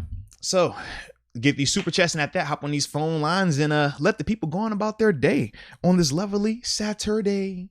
So this first one is from C. Brian. Let me know which one, where you're at. I'm at Damon Brown. Damon Brown. Did I lose every chat? Holy cow. All right. I lost every one. Yeah, you down there, bro. I'm probably the last one. Yeah, that's definitely the last one. That's definitely the last one. All right, so I'll get this cooking then real quick. All right. First off, man, they really y'all active today, man. Y'all active. Respect. We appreciate y'all for that, man. Major love. All right, first one from C. Brown, man. Major love for the support for the channel as well. He says, Snell was a Snell last night. McLeod was better. Do you think they keep Jalen Samuels? I think we kind of hit on this with Jalen last episode. If he makes it, probably is that practice squad. If they do 3 active, 1 on the practice squad to keep 4 total, I think it could be like that because Jalen still gives you a little bit more versatility. I do think that Jalen had a better preseason in training camp than Benny Snell, partly because he was available, but we also saw Jalen have a really good game. Was that against Philly? That was Philly, right? Yeah. Yeah, it was Philly, because I was with Dotson and Dan Moore and Kendrick, yeah. So we saw him have a really good game there, whereas for Benny Snell, he just never had one of those moments this preseason. He never had a practice or multiple practices where we were just like, yo, this guy's cooking, kind of like what we talked about with Kalen Ballage. So to me, if they do keep Jalen, I think it is that 4th back or practice squad, however they slice it up. But I think that he would be that guy. Yeah, I think it'll be him, man. Making it or making the practice squad? It's just something like that 4th running back guy. Oh, over Snell. I can see it. Or I can see them go Trey Edmonds because at least you have a guy that could do running back and fullback and special teams. Yeah, with Samuels. So that's another option. I feel the same way about Snow. I don't know what they're going to... It's up to them. I just don't... I'm not gung-ho on keeping either one of them right now. Like saying, putting my fist on the table, pounding the desk, saying, oh, man, we got to keep Jalen Samuels. I'm not feeling that way at all for him or Snow. Facts. Next up, man, shout out to Juicebox32 showing major love. And he simply says, smash that like button with how many thumbs up? It's 1, 2, 3, 4, 5, 6, 7, 8 thumbs up and 2 fist pounds because right now we're sitting at about 550 viewers concurrently, but only 167 likes. So you know he don't like that balance of like to viewer ratio. And did I like it? I did. Yeah, shout out to you for liking it. Yeah. Boom. There you go, man. I would like it as well, but they're saying I'm biased, so I'm not allowed to. So I'm just talk about the people that are liking it. But no, major love for that, man. Because like I said, it's not what we demand. This is YouTube. They're algorithms. They want to make sure that we're reaching all the Steeler fans out there, right? All the fans and non-fans that just want to hop in here and talk a little greasy in the chat. We're all inclusive, but ultimately that's how it happens. So yes, John Doe, he even seconded that. He says, hit that like button, y'all, with the bullseye emoji. And Trina Still Diva actually corrected him. He says it's 555 viewers. Well, that went up as well. So either way, make sure y'all hitting the like button. If you're not subscribed, hit the subscribe button. Yeah. And is there anything else? Oh, the notification button as well. So that way you don't miss out whenever we hop on these lives. Yeah. That's always a safe call. Make sure I had them all, right? I think we had them all. Oh, all right. Next one is from Sean. Manahan. Shout out to you, Sean Manahan. Now, this one is for me. Okay, shout out to the Moats man. He says, Moats, did you ever smoke in the upper room with L. Bell and LeGarrette Blunt? LOL. Actually, I did not, because I don't know what you're referring to with the smoking stuff. If you're referring to researching, I didn't research with those guys either. During those times in my life, I was not a researcher. I was not a galaxy traveler, you know? Whereas now in the transition, got a little bit more free time on your hand. And I think rules are a little more lenient in this, you know, profession compared to the other profession. So, no, I did not. Next up, Logan Bain sauce. Shout out to Logan Bain sauce. That Bain sauce get you, yeah, get you up out of there. But shout out to you, Logan. Says repping 757 Churchland High School. That's my high school right there, bro. Is it? That's my high school. Like, yeah. In fact, like my folks still teach at that high school. Like, yeah, I love church. Like, shout out to the crib. But he says Mark Gilbert, is he on the 53-man roster? I think we kind of talked about that right there. He's got a chance. He's got a chance. I just don't think with any of those guys between him, Mollett, Norwood, none of them really separated themselves. So that really is just going to depend on what the team likes most in those guys, or if they have a long-term vision of, hey, we want this guy to develop here. We know it's going to be rough. If that's the case, that could be something like, but for all of us, we're kind of just coin flip with those dudes, man. Yeah, but I thought Mark, I don't think Mark did anything to hurt himself, if that makes sense. I don't think he did anything to like take himself out of it. I just don't think he did enough to like secure it all the way where he can go to sleep tonight feeling confident. And if you're asking me out of the three, I'd take Mark Gilbert. Right. We just don't know what the Steelers are thinking, though. Yeah. But sometimes sometimes y'all on the same wavelength, though. Maybe. Sometimes y'all have been on the same wavelength. Maybe. We'll see what they do. Well, we'll make sure that they hear this copy of the podcast, because you know they listen. They be in here. Okay. They tune in, so we'll make sure they hear this, and in that way we'll get that to them, and then they'll at least know, all right, Mark Gilbert. Like when Kevin Colbert is sitting up tonight and he's researching, and he's like, yo, do I keep Mark Gilbert? I'm on the fence about this guy versus Trey Norwood. He's gonna say, you know what? Let me put on Arthur Most Experience with Deke podcast. Let me just hear what those guys had to say. Oh, look at this clip right here. Okay, we're about hour and a half. Mark, Deke said Mark Gilbert. Mark, you're making the roster. Trey, you gotta go. That's how it's gonna be, man. Watch. Might even be easier than that. He might just type in Mark Gilbert. Should the Steelers keep him? Because we'll have the short clip. You know what I mean? I'll have the short clip for him. He won't even have to go through this video. It's that simple, man. Yeah. We're men of the people. We like to just make it easy for them. All of them. I mean, not just, you guys on the chat right now, but for the workers out there. Kevin Colbert works a lot. So sometimes you got to have just a small little clip and he'll have that. So it's perfect, man. That's the least we could do, right? We're just playing our part. We're all in this thing together. Yeah. Yeah, it makes it easy.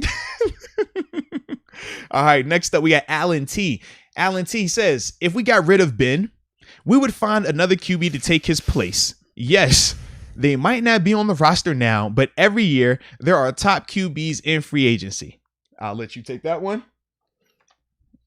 I got nothing to say. Ben's a franchise guy. I don't think you're just finding those guys on trees like that. So good luck.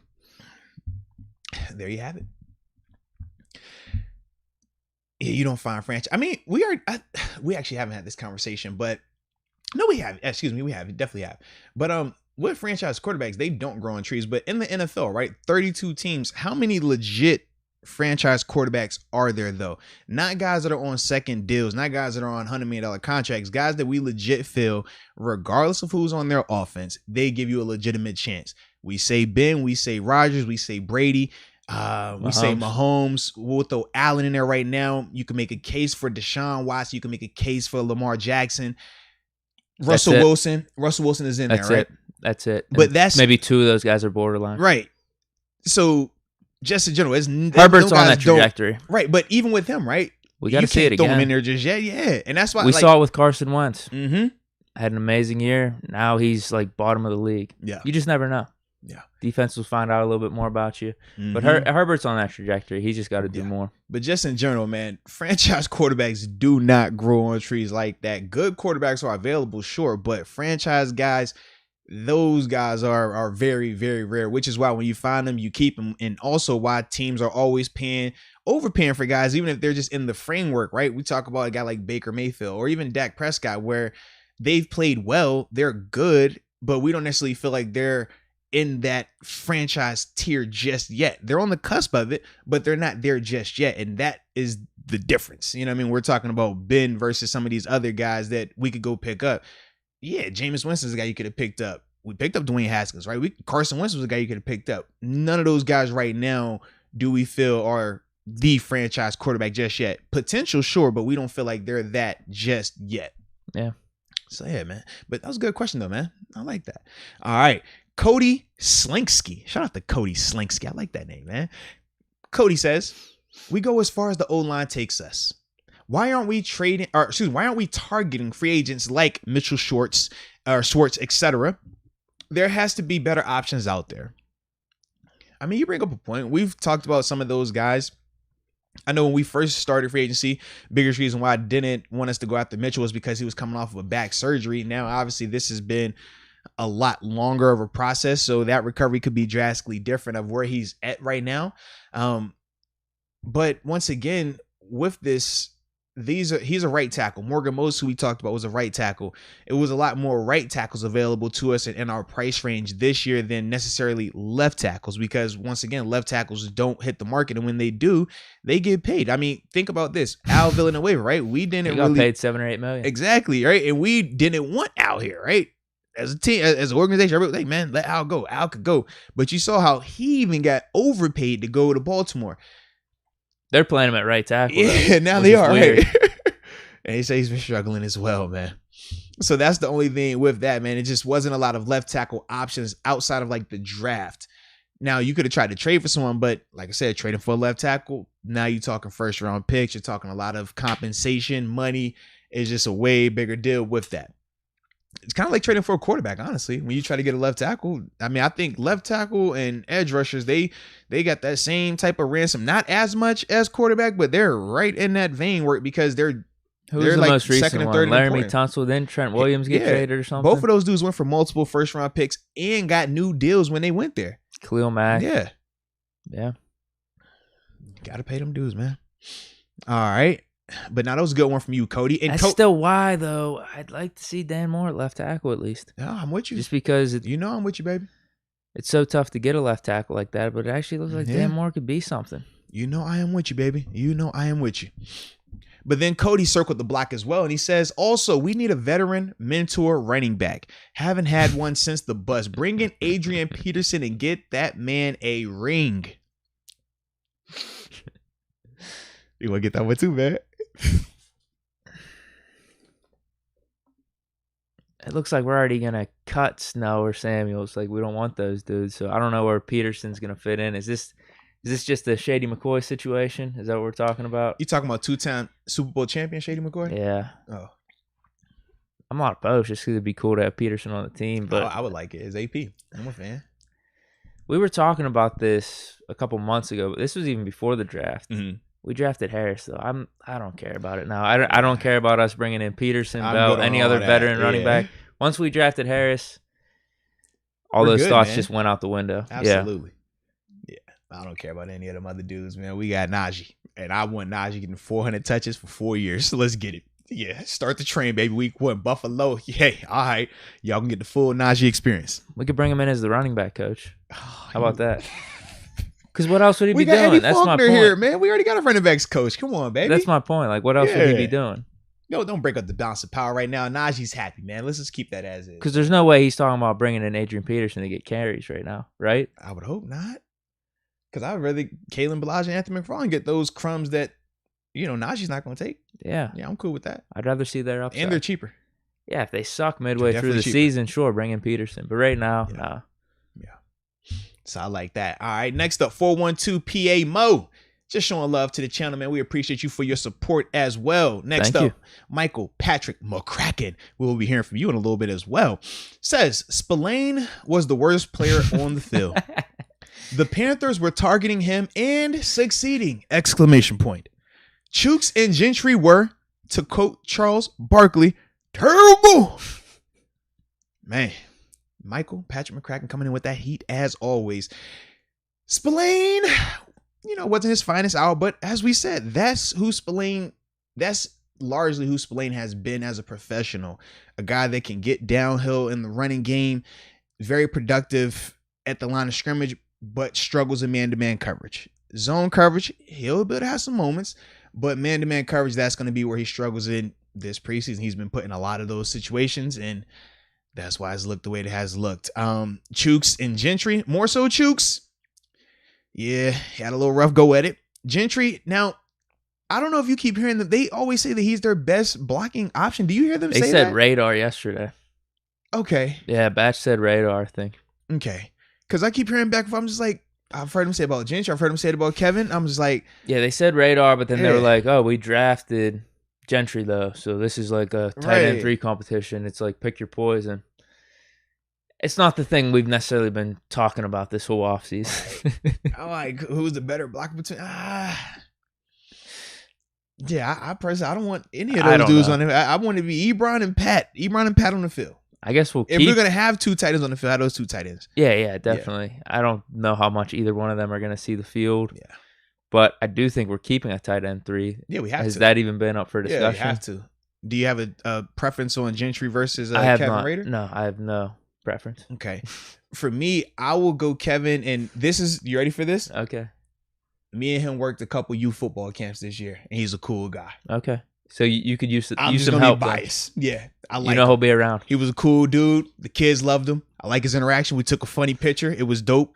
Yeah, so I'm gonna just go with Kevin because of that. I think that both of those guys have had spurts where they played well. In terms of like practices, nothing to the extent of like, oh, let's come in here and talk about him, because when you see what Pat Freiermuth can do and is doing, nothing those 2 dudes are gonna do is ever gonna wow you compared to him.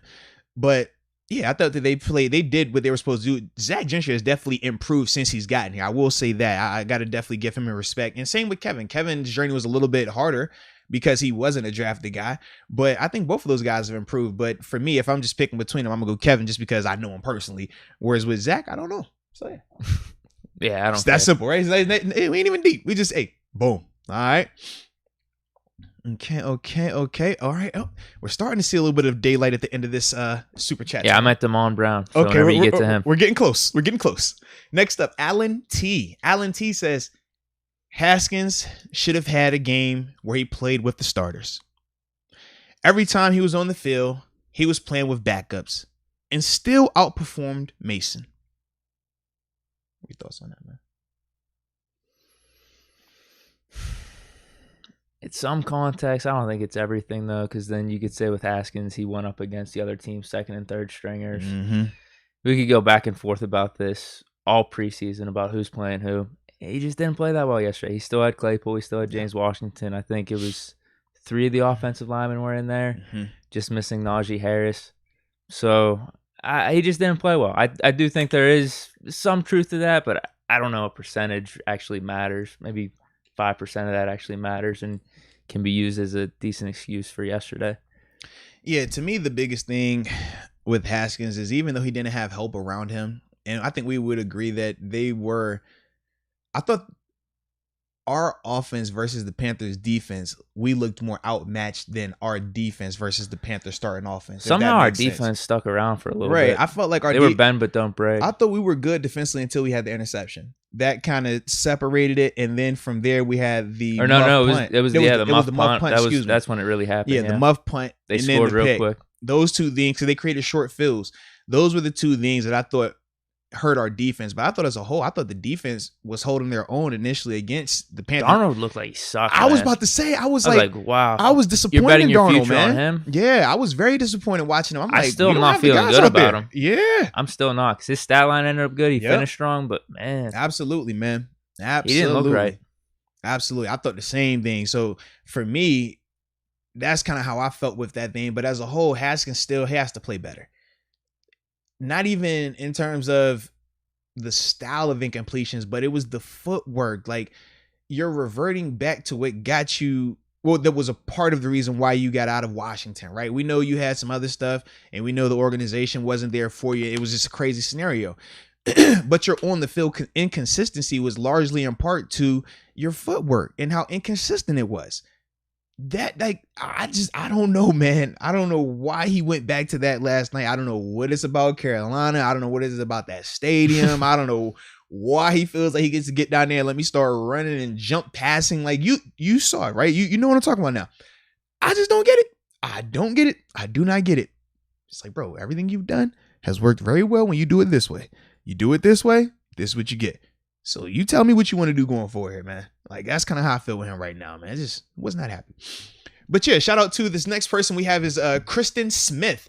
All right, now Kristen, she says, what about James Pierre? In terms of when we were talking about him and his ability to make this roster, more so we think that he legit is going to have opportunity to be a starter at some point this season. I don't think it happens week 1.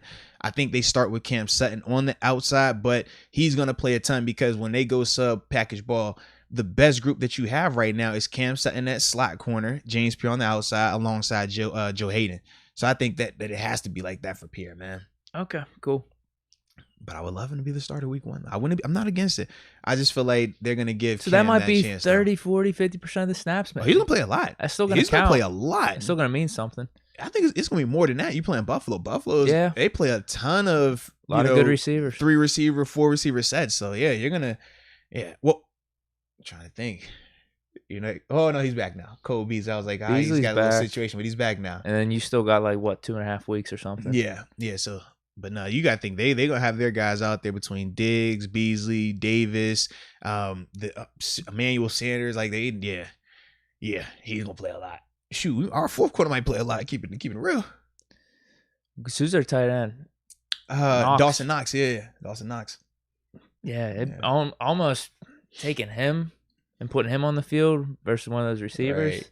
You don't really want to do that. But, I mean, there's obviously going to be formations for it. Who's the 4 up there? It's probably Davis. Yeah, because on the outside, you're going to go Diggs, Sanders, Beasley being your slot. Yeah, Davis comes. Even though Davis is probably the next best downfield threat behind Diggs, though. But I don't think he's as positive. He's not as positive a receiver as Sanders. Like, you think he just needs this one more year then, probably? Yeah, but he's been developing like crazy up there. Like, I know. I remember last year he was really good as a rookie. Heck yeah, he's looked really good up there, man. Yeah, but I just think that's how they'll do it this year with them. Like, at the end of the season, it could be a scenario where he's outplayed Emmanuel and he's hopped into that role. But I think early on, they'll go to Emmanuel. Yeah, because they only got Sanders on a 1-year deal. Yeah.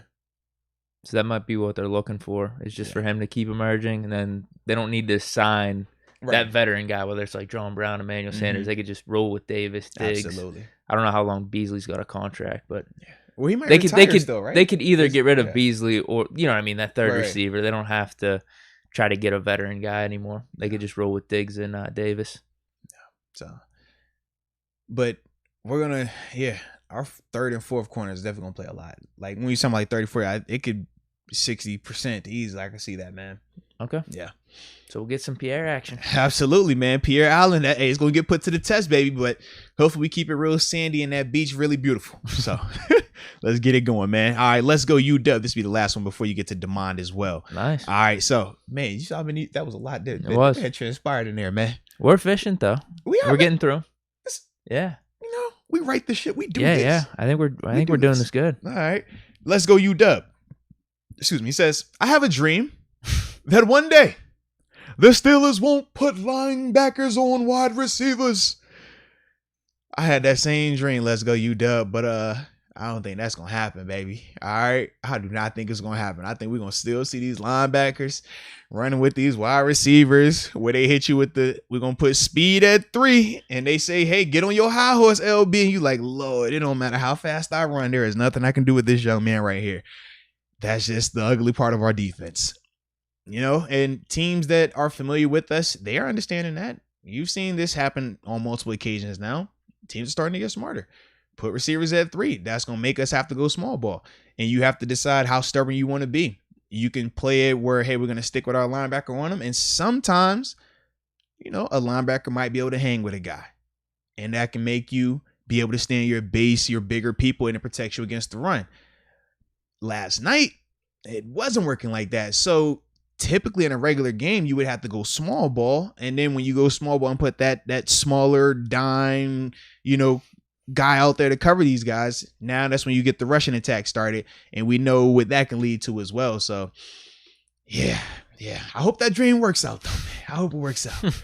But it is a bad situation sometimes for us. DeMond Brown. Shout out to DeMond. Moats, you've got to be the most positive person I've ever known. I love your energy. It's like you never have a bad day. Never change, brother. Hey, man, I appreciate you, Damon, man. You know, I just try to live a good life, hang around good people, research, and just smile. So, yeah, man, that's what we on, baby. We appreciate you, Damon. Definitely do, man. Definitely do.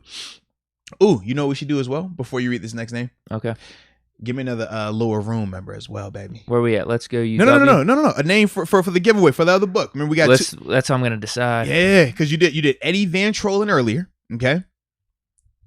So you need another regular random lower room person. Just randomly pick them out here right quick. Shout out to the homie Vincent as well, providing the book. You know, Moats Theory of Life, signed specifically to the lower room as well, man. So yeah, we definitely like that. But definitely let us know, man. Who we picking right here? Who we got? Do you need some names? I could read off a couple of names. I got two. Okay. I'm doing two or just one? Just do one right now. And then we'll come back and do the last one before we hop on the phone line. All right. Yeah. I'll go with Wally Locke. Ooh, all right. Let me see you. Okay, I see you right there, Wally Locke, as this chat is like continuing to move like crazy. I'm trying to type your name in here real quick. Wally. All right. Yeah, I think I lost my super chats. Yeah. I lost Let's Go it's all UW. Good. It's all good. I got you. I got you. Terry Taylor now. I got you. But Wally Luck, man, shout out to you, man. You'll be getting a signed copy of the Moats Theory of Life because you're a part of the lower room, in the words of my man Big Deke Energy over here. So what you need to do, Wally Lock, is simply go to moatswinners@gmail.com. Tell me your name, shipping address, stuff like that. I will message you back, but I'm going to do a couple things, like I said, to make sure that it's really you. All right. And nobody else in here trying to take your book. Okay. So we'll do a little bit of a 2 and 3 step verification process. But other than that, man, Wally, you got that second book. So we got one more giveaway that we will be doing. Shout out to Vincent Murray again. Like I said, for showing love, getting the books for the lower room members. All right. Man, I'm impressed by you so far, man. I'm really impressed by you. You're going to have to take over the chat. I've lost literally everything. I got you. But I'm just impressed, man, because, you know, you're real efficient with these names you're picking, baby. I like this. That's how I suppose you got to be hard on people out here, man. You got to let them know, like, I'm just picking the names that pop up. Oh, it's a lot of names I see popping up as well. Yeah. I like that right there, man. Shout out to you, though, bro. Shout out to you. All right. You said you lost where you're at in the chat. So, yeah. Next one was Let's Go UW. And he says, if Marcus Allen can learn physicality, so can Trey. What do you feel Not about like that? No. He doesn't have the body type for it. Yeah, and I think with Marcus physicality was never in question. It was his size that was in question. Last year I talked about this in the Bills game where Marcus Allen got his. I want to say he started that Bills game at linebacker. Yeah. I thought that his physicality, I loved his physicality. I just thought he didn't have enough lead in his pencil. He would come downhill and hit a guard, but it just looked like a safety hitting a guard. You know, in terms of. I love the speed. I love the tenacity. But once he made contact, he was just too small. He would get moved up out of there. Whereas with Trey is showing a hesitancy to even want to initiate that contact. He's showing a hesitancy to have that desire to trigger, to put his body out there. And that I don't necessarily believe you can teach. I think that's more of a mentality. That's more you either have that or you don't. We've seen guys struggle in terms of their tackling, but guys that struggle with their physicality, that's something that is very, very hard to improve upon. So I'm not as confident that Trey can develop that in his game the way that Marcus did, because for Marcus, he already had that. He just had to put on size. And we see now with the size, he looks like, okay, he's a lot better player. He stands out. Whereas with Trey, he just looks small and very hesitant to mix it up with the guys right now. Yep. That's what I'm thinking. That's how it is right now. So, yeah. But back to your chat, though, man, off of the name that you had read, because, you know, it finally caught up to us. Wally Locke did say, hey, I think he's appreciating you picking him. Stephanie Ramirez, you know, your arch nemesis on the West Coast. She is very upset. She says, no book for me, with like 1, 2, 3, 4, 5, 6 crying emojis. Okay, I know you've been trying. You've been doing it the way you're supposed to do it, man. I like that, right? That's big Deke energy. There's nothing personal going on. I'm just, you know what I'm saying? I'm looking at the names that are popping up here. I like that, man. I like that. Now, Juan Rangel says, yo, he could be Wally. If Wally isn't available, he'll be Wally. But Wally is available, so we're good. All right, we're good. So yeah, man. Let's get back over here, though. Oh, we got some upper rooms. All right. Ancient Ox, you always in the vibe too, man. Major love to you, baby. We appreciate you. But he's officially a part of the Upper Room. So Ancient Ox, welcome to the Upper Room. Yes, indeed. Yes, indeed. And then Sean Manahan, baby, we appreciate you as well. We've seen you join the family. Shout out to you. But more importantly, welcome to the Upper Room. Yes, indeed. Yes, indeed. All right. And then I believe we have a little bit of a funny guy here. Terry Taylor simply says TJ signed. So I'll let you check that out. There's you can confirm that. I feel like we would know, but he did contribute. Not on a Saturday. And we know when you contribute, man, we got to read about it. When you contribute, we'll shout it out. But yes, do not believe the hype. Do not believe the hype. But we do appreciate you though, Terry. And hopefully this does happen very soon. I mean, we know it's not going to happen too soon. Wednesday. Thursday. Got to push it back. You're thinking Thursday? Give it an extra day. I told you, man. Got to make sure no one change their mind. You know how they holding this thing out. TJ's been very strategic. I'm happy for him, man. Get that custom suit ordered in or something. Got to have that, right? What are we thinking? Yellow tie? It's not going to be a gold tie. Yeah, gold tie maybe. Yeah, gold tie. Gold tie? Black with the gold tie? I think that's what Tomlin did in his opening presser with the Steelers. Let's see. Okay. Back in, when was that? 06? Uh-oh. This is a good point. And yeah, gold tie, Tomlin. He did go with the tie. You're right. Got the mini fro going, You're definitely too. right. Shout out to the mini fro. That's the Omar Epps right there, man. Yeah, there he is. I like that look. That was a clean look right there, It man. was, That man. was a clean look. That was definitely a clean look. Now, Caleb Cole brings up a good point here. Caleb says, we can't have a show without a poll being up, Moats. That's what he says. Now, you're right. We haven't polled anything. Usually, we take a little more time. Oh, man, would you poll for these players, make it or not? Would you poll for that player, make it or not? So, you know what we'll do a poll for? What day TJ Watt signs? Okay. Should we do a poll for that? We'll still poll for that day. Okay. Does he sign before or after cuts? After, easily. Definitely. Yeah. If it's before or after, easily after. Definitely. Because that's Tuesday. But my Cuts thing is, well, you bring up a good point, though, because people have been saying that it should be happening as soon as the game was over. Some people thought it would get announced during the game. I mean, when is the deal happening? Monday is a big news day. I'm sure they want Monday's a huge news day, man. Going crazy all over the news networks. I still think after, though. Okay. It's the Derek Watt. Okay. Is he going to make the team factor? Oh, that's what it is. I feel feel like that's definitely it, man. I feel like that's definitely it. So, as I get ready to create this poll of when this deal gets done, I got to think of some days, man. Or maybe, you know what? Maybe I should wait on this. Should we we don't have to give him a poll on a Sunday, on a Saturday. No, you know what? We're going to wait. Okay. We don't need no poll just yet. No, we'll wait on that. Okay. Because I don't really know if that's a good poll right there. Could be. It could be a good poll, though. It's up to you, dude. When do you think it happens? I feel like we have to have enough going back and forth with this before I can feel like it's a good poll, though. I think it's happening after the Steelers decide who makes the team. So Tuesday. So I think it's Wednesday. Yeah. After, so his bro makes the team. Oh, man. You know what? Yeah, we're going to do this right now. All right. When does TJ sign his new deal? Are you just going to make it before and after cuts? Yep. Before final cuts? Should I put in parentheses Derek Watt? After final cuts. Are you putting Derek Watt on both of them? I could do that. I think I will. I just put Watt. I put D Watt. D Watt. Boom. And then D Watt. Yeah, let me answer this real quick. You are wow. All right, here we go. When does TJ sign his new deal? Before final cuts or after final cuts with D and Watt in there? All right, so boom, there we have it. Come on, some swag game. You know we got to have a little toxic chat. You know, got to keep a little toxic every once in a while, baby. So there we go, man. That is up. But shout out to Jamel Smith as well. Jamel says, with all the Steelers hate this offseason and the Bills haven't beaten us the past 2 years by only 2 possessions, is this first game a must win? And how do you think James Pierre will do against Stephon Diggs? I think he says love the show at the end of that. Pierre's getting the Diggs matchup right off the bat. Well, you know we play right and left. I guess someone's going to be going off against him. So yeah. You want to go first? I don't think it's must win. Let's just look good. I want us to win. I don't think it's an indication on us missing the playoffs, being contenders. No, Bills are a good team. I'm right there with you. Bills are a really good team. It's week 1. I don't think it's an indictment on either one of those teams. I mean, I can make a case for either of the teams to win the game. Slow start by the Bills. None of their guys really played this preseason. Maybe a hangover from last year's AFC Championship game appearance. Obviously, you have the expectations for this season. I mean, you can put a lot on that. But for us, we can also say, okay, our O-line, we know that could be a situation.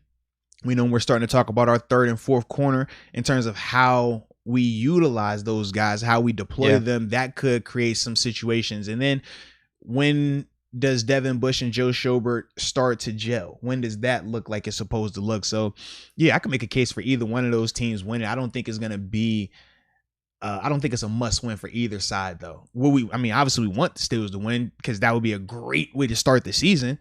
I mean, you talk about confidence boost, you talk about feeling good, the trajectory to start out. Absolutely. All those things are checked off right there. But I don't feel like they have to get that one. I don't.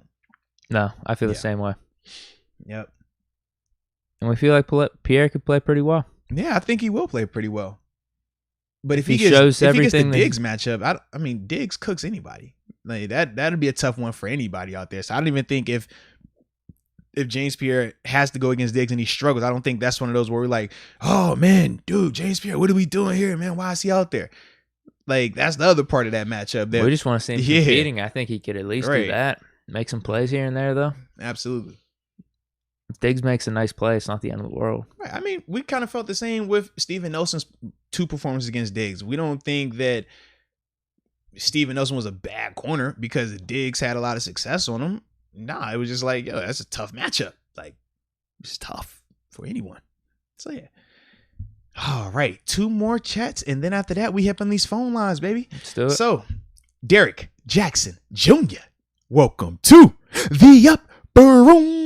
Yes, indeed. Yes, indeed. And let's go, UW, saying every game is a must-win with there only being 1 bye spot for playoffs. Oh, in terms of trying to get the 1 seed. Well, yeah, I get what he's saying. It's not the end of the world, though. To me, my expectation wasn't for this team to be getting the 1 seed. So I guess that's why for me, I didn't think of it as that. If you're competing for that 1 seed, absolutely, then yeah, this definitely is a must win. But my expectations for them, I don't see them as 1 seed conversation right now. I just think I think we got too many holes to be competing for that 1 seed. But I mean, yeah, it can happen though. I do like the 1 seed for home field advantage. Mm-hmm. Does get the bye. It's not the end of the world, though, dude. Yeah. How many teams have you seen go on the road and win Super Bowls? You saw it last year with the Bucs. Yeah. They were the 5 seed. We did it when we were the 6 seed. Packers did it against us when they were the 6 seed. Let's get hot in the playoffs. Hopefully we do have that home field advantage because I do think it does matter a little bit. Maybe not as much now because, I don't know. New England ain't with Brady. Kansas City. That's probably Kansas City and Buffalo. You don't want to go there. Yeah, that's true. All right, yeah. I want the 1 seed for that type of stuff, but at the end of the day, it's not the end of the world. It's not. Yeah, that's my thing. I'd rather be going hard into the playoffs. Right. Be healthy. I felt like we saw even a little bit of that last year, that 11-0, right, where we were like, we're going to do whatever it takes to keep getting that. And you kind of get put in some bad situations going forward, man. I would much rather we slow burn this thing and we're hot, healthy at the right time at the end of the season versus – oh, man, we got to knock all these games. We need every single one of these to get this 1 seed, but then we get into the playoffs and we're banged up. And, yeah, it just doesn't really help us out. So, yeah. All right. Ooh. Nice little one right here. This is different from CJ as we get ready to get to these phone lines. CJ Sachs says, boys, who's got the best barbecue in Pittsburgh? You could probably answer that better than me. I don't know. I the best barbecue in Pittsburgh? I don't even know. I don't know the answer. See, my favorite barbecue doesn't come from Pittsburgh, though. I mean, it happens in Pittsburgh, but it's at Rib Fest. Yeah, and it's badass barbecue, baby. I love them dudes over there, man. They got that heat. But yeah, I think they're out of like South Carolina, somewhere in the South. But they come up to Huntsville, so that's got to count for something. But yeah, I don't know. I'm gonna just go players. Give me Joey Porter. Let me stuff on to his barbecue. Give me my barbecue. Yeah, I think I'll stop right there. Yeah. Oh, actually, no. It's a spot in the Lawrenceville area. Walters. That's what it's called. Yeah. Walters Barbecue. They're good too. They got the outdoor area as well, man. It's a cool little vibe down there. They got a cool spot. Yeah, I like them, man. Yeah. Ooh, they said Showcase has the best barbecue on the east side, though. I haven't been to Showcase. Have you? Nope. They haven't been there. I have to check them out, though, man. I do not have an answer to that for that question at all. Yeah, and then they say it's a spot in home. Oh, they're in Homewood. Okay. All right, I'm going to have to try them out then, man. Absolutely have to try them out. I like that. All right, so you ready to get this last name? Your last lower room name before we get these calls hopping in? Yeah, sure. All righty. All right, I'm going to go. Your final option here. Uh-oh. No pressure here. Don't get nervous. Don't succumb to any pressure. You be you. Up. Be you. 412_Mo. Boom. Let's get it. 412_Mo is the winner of the last copy. Well, not the last copy, but of the 3 books that we're giving away for the lower room members. Signed copies of the Moats Theory of Life, provided by Vincent Murray. Shout out to the homie for that. So you went with 412_Mo. All righty, as the winner. So 412_Mo. Shout out to you because Deke has chosen you and he has chosen wisely. So all you need to do, send me an email at moatswinners@gmail.com. Name, shipping address. I'll send a couple messages back to you so we can do a little 2-3 step verification. Then after that, man, we're gonna get this thing cooking, baby. But shout out to you guys. Shout out to the homie Deke. So yeah, and shout out to Vincent as well, man. So I like that. All right. So let's get plugged in real quick. Yeah. Get to these phones, and after that, man, we'll have a grand old time. Because you never know what happens on these phone lines. It gets a little crazy at times. All right, so you're live on the phone. Uh-oh, you can hear me now. Yeah, vague_wolf. Yep, Steph is definitely gonna be mad at Deke for that. Deke trying to play hardball. I like it, man. That's what you got to do though when when people trying to court you, because you in that court, her, she courting you, right? Because you the man. I'm just looking at the chat, right? Yeah, that's it is. Yeah. Fair enough. I like it, man. And Caleb Cole says, yes, Deke purposely was overlooking Stephanie. Oh, man. Yeah. Oh, man. It's like that sometimes. It is like that. So let's get this first one going, though. Who do we have here? Welcome to the upper room. Yo, everybody. This is Joe Guy, also known as the Bro-Barian. Today's game is a little different, right? Haskins out there, but he gives me an example, or he gives me a reason to think that if you don't command a field, you leave the room for other opportunities for the team that you're going up against to succeed. Running game, I can tell that number 24, Mr. Snell is trying to do his best out there. But at the same time, there's no continuity. There's no atmospheric success when Haskins is out there. Even though I like him, I expected a little bit more, but it looks like he's trying to do too much. And it looks like he's panicking a little bit and he's getting down on himself. I don't know what else is going to happen the rest of this game. I'm thinking sooner or later, the other fella's going to come out, the rocket guy, the rocket scientist is going to come out there and do his thing. I don't know what Dobbs can do far as in this situation with 17-0. He might get out there and score a touchdown if he comes out at all. Only thing I can think of now is, hey, maybe Haskins will stay out. Maybe he might turn it around, but right now it's not looking good. We're under the water trying to get our way out, and it's going to be very tough.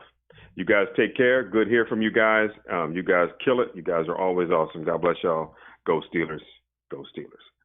The upper room guy is going to let this phone call go. See y'all later.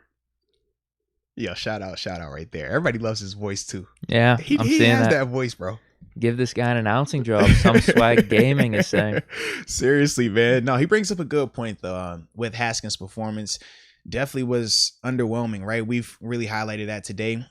The Rocket Man, though, Dobbs, man, I just wish I would have saw more of him. He got hurt. It was unfortunate, but yeah, definitely needed to see more from our man Haskins. But shout out to Jaguar for the voice.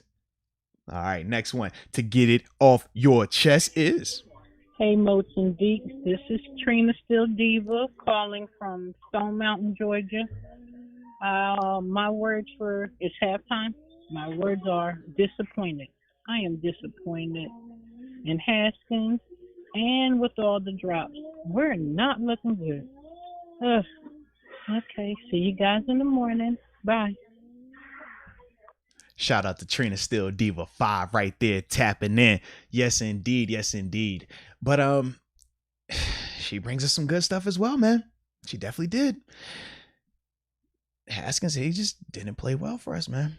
She said disappointing. Yeah. That's a good way to put it. Good adjective. Yeah, because he definitely had that. We wanted him to just take it. Just go ahead and just take it. Grab it by the horns. Say, it's mine. And he didn't do that. So, but shout out to Trina for the call in.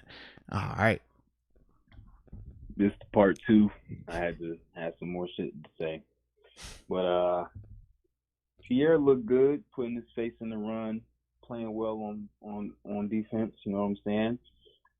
I think the linebacker core will be Schobert, Devin, Marcus, and the rookie. Spilling's just not holding down the coverage. And although he's looking well in tackling, we're going to keep him around for that. It's just he has to get better.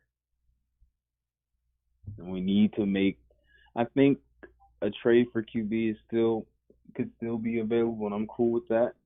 But our offensive line has got to pick it up. Yep, and that was actually part 2. I skipped part 1. I got to play part 1. I almost forgot that. Okay. I'm low-key nervous. I don't remember playing part 1 earlier. Fingers crossed. Big Moats, Deke, what's happening? Man, everybody turning on Haskins has really been pissing me off. I'm not going to lie. He's had some iffy things, but it's just a play caller. We're not really going down the field and giving any opportunity to really showcase that. And then everybody's dropping balls and shit. It's just like, what's going on, man? The running backs, they're not really getting a lot of holes, so I can't really say anything there. Benny hasn't been able to – he had a good run, but defense looks well against their starting offense, and defense is holding it down, but everybody chill out on Haskins, man. Thoughts on that?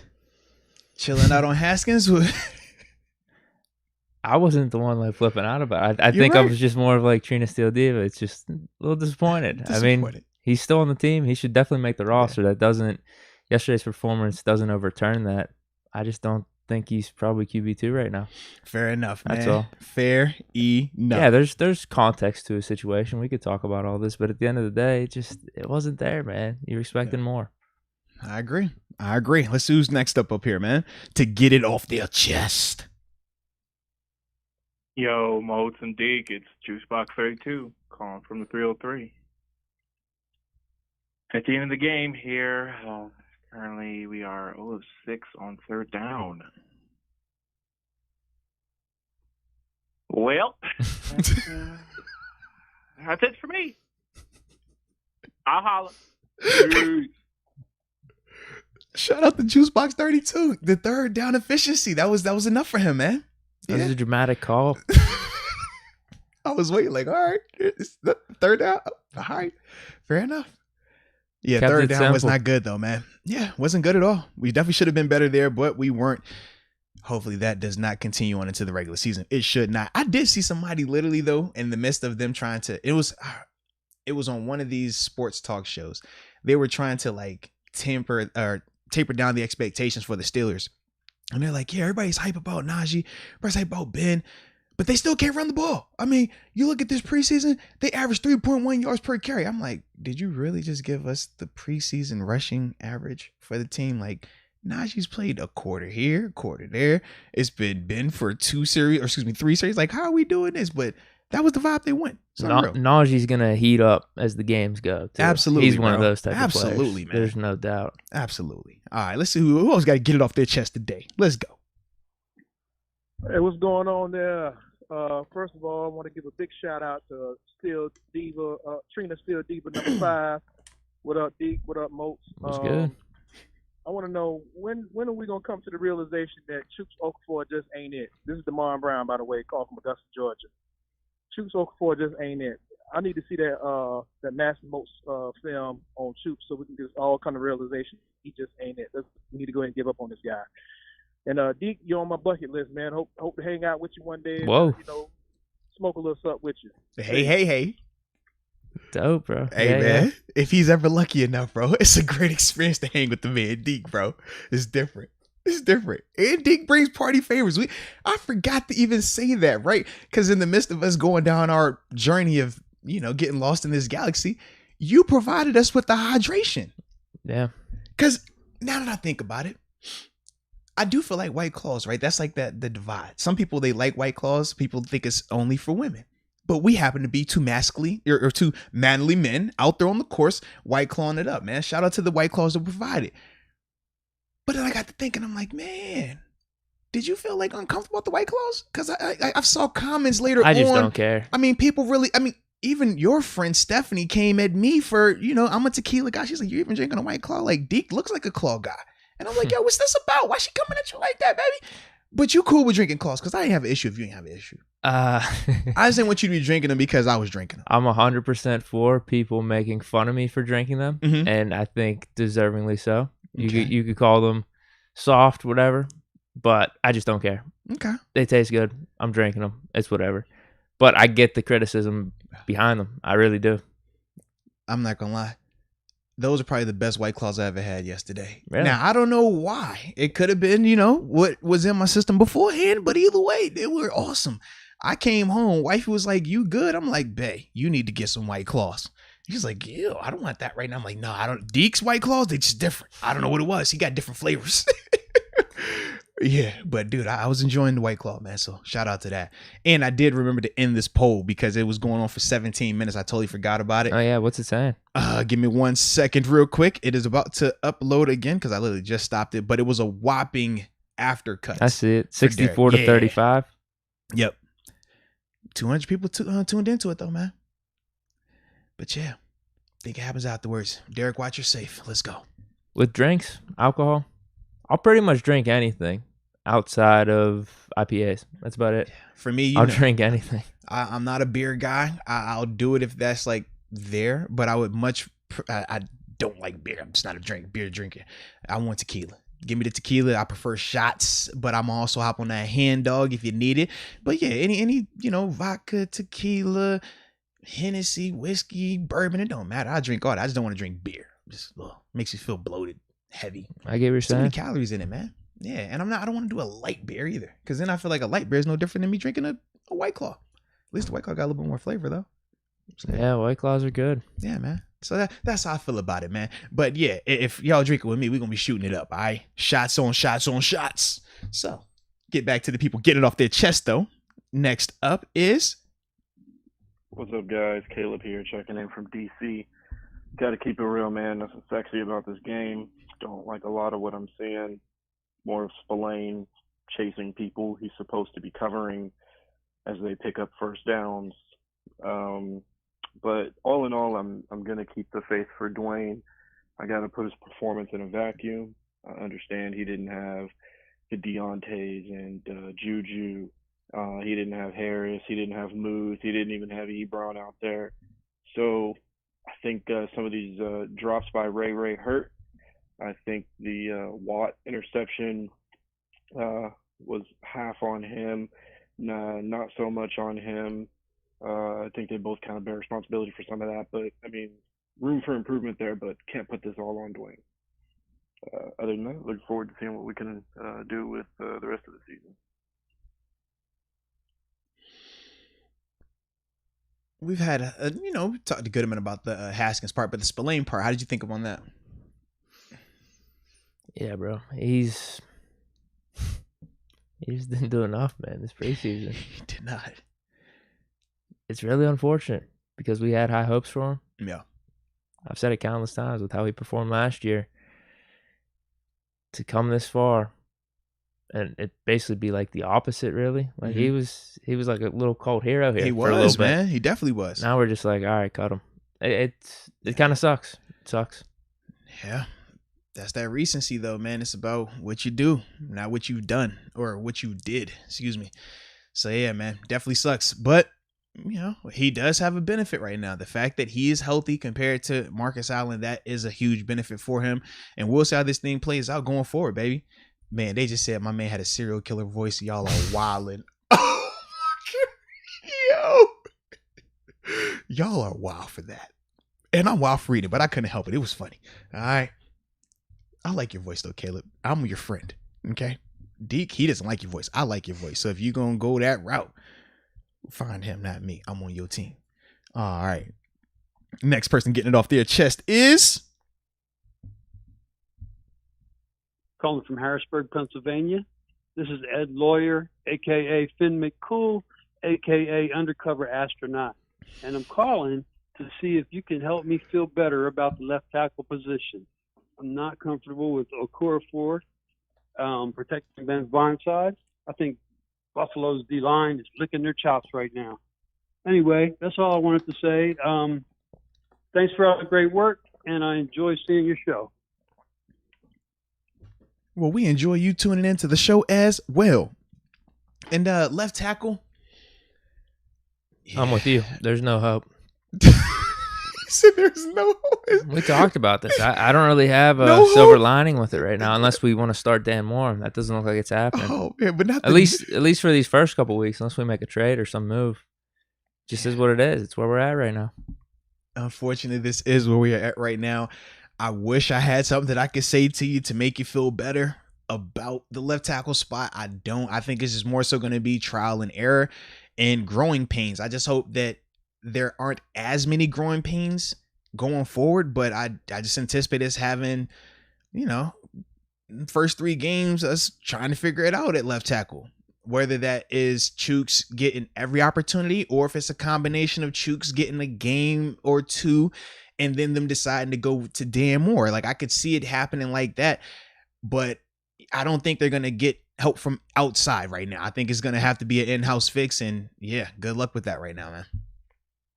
All right, though. Man, there's some good calls this time, too, man. I'm liking these calls right here, baby. All right, let's see. Ooh, this is a good one. Boom, get it off your chest. Hello, this is MSMC99 calling from Duquesne University, Pittsburgh, Pennsylvania.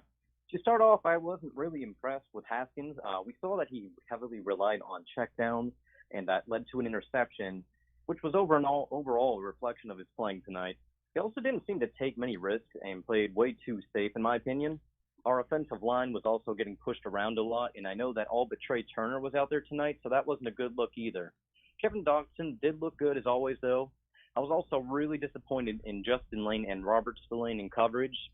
Spillane looked good at blitzing, but he was a huge liability in the passing game, even giving up a touchdown. Dobbs looked a bit better, but I doubt he would have fared any better against the Panthers starting defense. Also, wow, did Sexton look awful. 2 dropped punts, including a fumble for a turnover. I've been saying it since the beginning. Ray is our punt returner #1, but let's keep it at that. I didn't really like the wide receiver Ray we got to look at tonight. Overall, I'm really glad that we had an opportunity to address our weaknesses for the regular season coming up, and I'd rather the team understand where they need work instead of getting in their heads that they have nothing else to work on. With all that said, let's go Steelers. I think he was pretty good. I like it. Outside of the Justin Lane, I wasn't that disappointed with Lane. I thought Lane was all right. There was a couple passes he let up, but it wasn't anything drastic. I just like how efficient this dude was right here, man. He had like the full breakdown. I like that. Good. That was top. And good voice. Yeah. Good voice. Take a little pause, like slow it down, but I like that. That was clean right there, That's man. Pretty professional. Very professional. Very professional right there.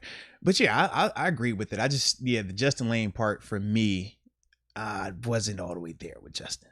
Wasn't all the way there. But good call, man. Absolutely. All right. Next up is. What's up, Moats? What's up, Deke? This is Roscoe Smokes.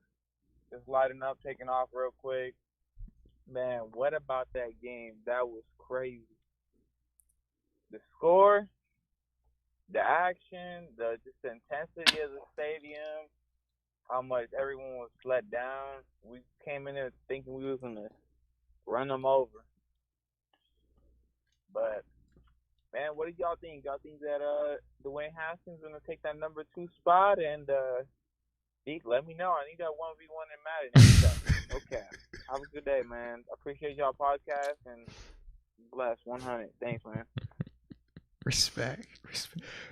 Yo, y'all kill me in this chat. I can't look at this chat when I'm listening. Like, some of the stuff they say when they hear people talk, like, it just kills me. I'm like, yo, what is going on here, bro? What is going on? Wow. They do get descriptive. Oh, wow. They very descriptive, man. Very descriptive. Y'all, wow. Wow. But, once again, the Haskins talk, I mean, he put himself in that position. His main question was, what do you think about Haskins at QB2? You think he's still got a shot? I think he's QB3. That's where I think he's at right now as well. I mean, granted, it was this performance, but it's based on what you did. And it helps Mason that Mason didn't have to go out there. So we don't know what he would have looked like either. But at least we know Mason didn't look like what Haskins looked like last night. So once again, this is all Haskins doing. It's unfortunate, but yeah, when you play like that and you revert back, yeah, you open that door, man. You open that door. Yeah. Yeah, Mason's feeling good right now, as he should. All right. Next up, let's see who we have here. Oh, here we go. Let me make sure I get my... I need one of those, like, beep, one of those things, because I know this next one got some heat on it. But I don't have that beep button for that, so I'm going to just in the middle of it, all right? So I'm not coughing. Just get ready for me, okay? Moats, this is Jake from North Carolina. Listen, man, I want to throw up in my phone. All right, now we're good. What the hell was that? I'm sorry. I was here. I watched it firsthand. Haskins trash. Special teams trash. Second and thirds trash. I'm embarrassed, man. But Steeler Nation came out to Charlotte. We all over the place. Let me hear your thoughts in the morning. Peace. He wasn't happy. He was not happy at all. A lot of trash. A lot of trash out there, man. Fair assessment. I mean, when I think of the Haskins, sure, was not looking good. Special teams, it's hard to say y'all look good when you had a turnover. And another where it was, ball security issues. It's hard to say that. Yeah, defensively, we had some moments where we struggled. It's hard, yeah. There's a lot of trash. Definitely was a lot of trash out there, man. Definitely was a lot of trash. Yeah. I could see that, man. I could definitely see that. But I do know that NSMC99, he says that people were getting on him, but he was nervous doing that call, and that's why his voice sounded like that. So he was saying, y'all got to chill out a little bit. NSMC99, we got love for you, baby. We not tripping. I like your voice. All right. Boom. Who's getting it off their chest now? Oh, I almost ran that back. We don't want to do that one. All right. Bam. Here we go. Get it off your chest. Hey, guys. This is Rich Rasmussen out in South Dakota. After watching the game today, I just want to tell all the fans, calm down and breathe. Haskins didn't look great, but I think he was saddled with a very vanilla game plan and had some key early drops that affected him. Beyond that, I think I'm liking that Joe Schobert trade even more. Spillane looks absolutely lost in coverage. And then Benny Snell and Jalen Samuels, you look very average. I think that those are practice squad at best. Matthew Sexton had a great preseason. Thanks for everything. See your way out. Have a good one, guys. Peace. Wow, I wasn't ready for that part. I forgot that part. Yeah. All right. That's a nice way to put it.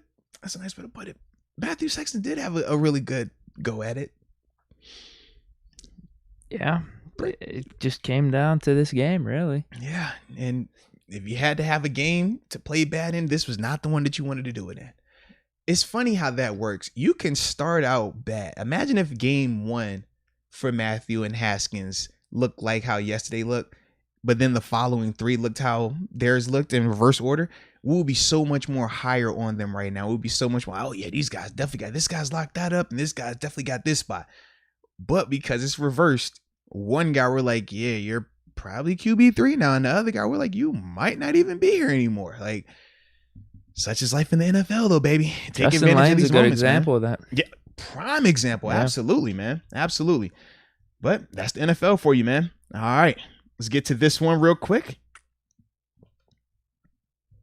Yes, I'll go quicker. Michael, Patrick, McCracken, Deke, Moats. Haskins, nope. The second spot, Dobbs didn't make the team. See ya. Mark Gilbert. See ya. Trey Norwood. See ya. Donovan Stinner. See ya. Lafayette Pitt. Don't even know who that is. See ya. Tony Brooks James fumbles. See ya. Sexton didn't earn a spot. He's out. See ya. Deke's boys Cassius Marsh. No chance. See ya. Chuck Okafor didn't do anything. Looked terrible. Pierre was the only highlight of the night. He played pretty well. Zach Gentry cannot. Is that it? What happened? That's how it stopped. I don't know if he lost connection when he did it, but my man came through with some heat. Michael's been heavy in the chat all day today, but yeah, that was wow. That was pretty funny right there, man. Brought up a good point though, man. With some of these guys, when you're in a position to make the team, when you're in a position to compete for a roster spot, you got to take advantage of it. You can't drop the ball like how they did right there. And it's unfortunate that they did that, but like Matthew Sexton, prime example. Cassius Marsh, prime example. Those guys were legitimate, like, hey, you're not a lock for this, but you still have done enough where you can make this interesting. If Cassius Marsh would have went out there and had 2 sacks or 3 sacks, right? I'll be over here like, you know what? Between the experience, we've seen him improve. Let's keep him over Jameer Jones, right? Or Quincy Roche. But it didn't happen. Same with Matthew Sexton. 2 days ago, we were talking, hey, could he unseat Ray McLeod? Could Matthew Sexton make the roster? Now, that's not looking too good right now for him, man. Lafayette pitch just caught a stray. I don't even know why Lafayette had to get that. That's jacked up. Michael, man, you my partner too, man. I like you, man. My Irish brother here. But man, you shot on everybody. Everybody got shot. Steiner got shot. Steiner just walking down the street, made innocent bystander. Why he had to get hit with a stray like that? Dang, go on. Man, Michael came through that thing execution style. Like, okay, y'all want to play? Say hello to my little friend. Do. Like, that's what he did, man. I mean, it's all good. But doggone, that's jacked up, man. That's jacked up. We got a super chat. Corey Rayford Jr. Mm-hmm. First week in the upper room. Loving it so far, guys. Can't wait till the regular season. Shout out, man. Shout out. Absolutely, man. And yeah, 2 weeks? Yeah, essentially 2 weeks, man. The thing get rolling after Labor Day. Oh, I'm so excited, man. It's going to be dope, bro. It's going to be a vibe. Got to keep it rolling. But Michael Patrick McCracken, I called twice. It only gave me 41 seconds. It cut me off fast. Man, all right. We're going to have to look into that then next time because yeah, I seen somewhere it's like 2 minutes long. Yeah. So I don't know what that was about, man. I do not know. Huh. But dude, this was a vibe. And shout out to, what's this? Build E Grow Sticky. Build E Grow Sticky. Love the name. Just showing a little love to the show. We definitely appreciate you for that. But yeah, man. I'm trying to think, do we have anything else? Because we had the people get it off their chest. I think we covered everything. We went to the phone. So we went to the phone lines. We broke down the game. We did our players. They make it, don't make it. So I think we are good to go. With that being said, no more chats, no more upper rooms. Got everybody locked in. Sounds like it is time to enjoy the rest of our day. So with that being said, ladies and gentlemen, we greatly appreciate y'all rocking with us throughout this whole preseason. All right.